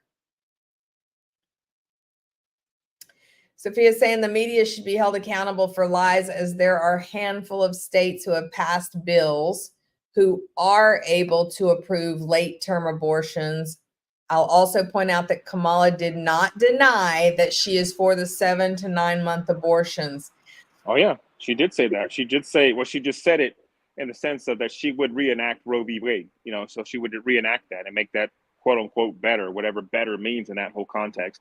But yeah, absolutely. So I don't know if you guys caught that or not, but yeah, she will absolutely overturn Roe v. Wade, put things back as they were, late-term abortions for all. You know, I find it funny that she said that, you know, that she doesn't want federal government to determine what you can and can't do with your baby. When the fact is that states have control of that. And what she wants to do, if she overturns Roe v. Wade, now the federal government will have say over what if they can do late-term abortions or not. So I think it's just critical what she's saying, and she doesn't realize what she's saying, or maybe she's just propagating lies. So I think it's crazy.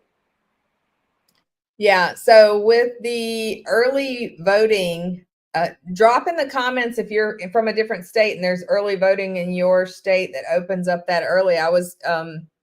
That's interesting to hear that Pennsylvania is as early as 6 days from now.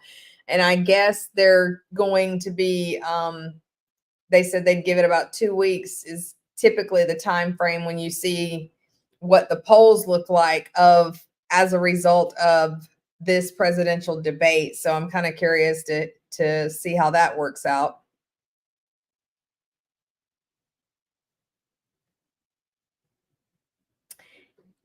Been a very interesting night for sure. So we appreciate you guys hopping on. If you have any more questions, we're going to be going ahead and answering those. Make sure you put them in the comments.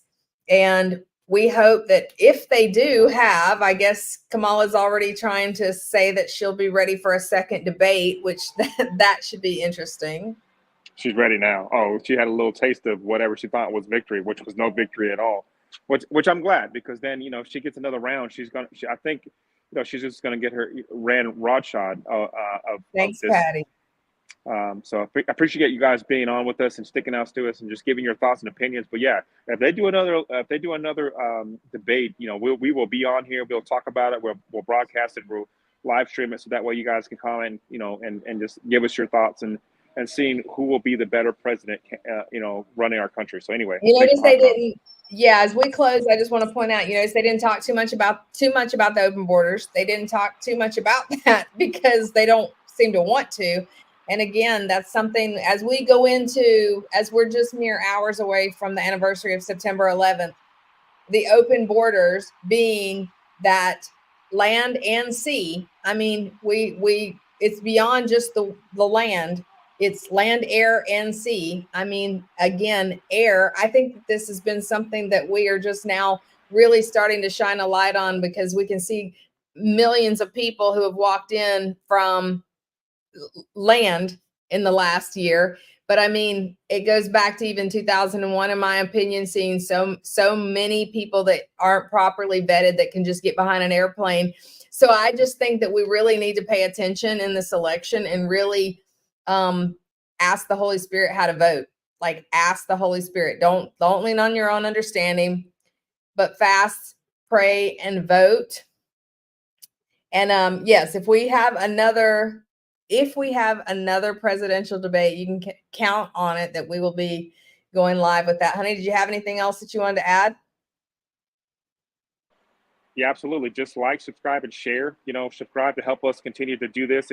If we get enough people who are liking this and subscribing this, that means that we continue to share and do this, because otherwise I feel like we're wasting our time. But I'm glad that you guys are on here to do this. But yeah, share this out so that way people know that we will have this content on here for you guys to be able to dialogue, you know, to have an open conversation with what's going on with our current event, with our debates going on between these two candidates. So appreciate you guys hopping on, hanging in there with us tonight, and looking forward to the next debate, if it will be another debate. I know if Kamala's saying she wants to debate, you know, Trump will definitely want to debate again. He will not will not turn that down. So, and outside of debates, I know you said that the Lord's shown you a lot with this global prophetic news and yes. here on VTTV. Thanks, Patty, for sharing that you've got some really good things coming up that I know Yes. that you're wanting to go over. So we look Yeah. forward to that. And we do appreciate you guys subscribing and sharing and making sure you follow up. So there's going to be far more debate Yes. or not. All right. Yeah. All right, guys. Have a good night. We'll see you guys Have next a good time. night.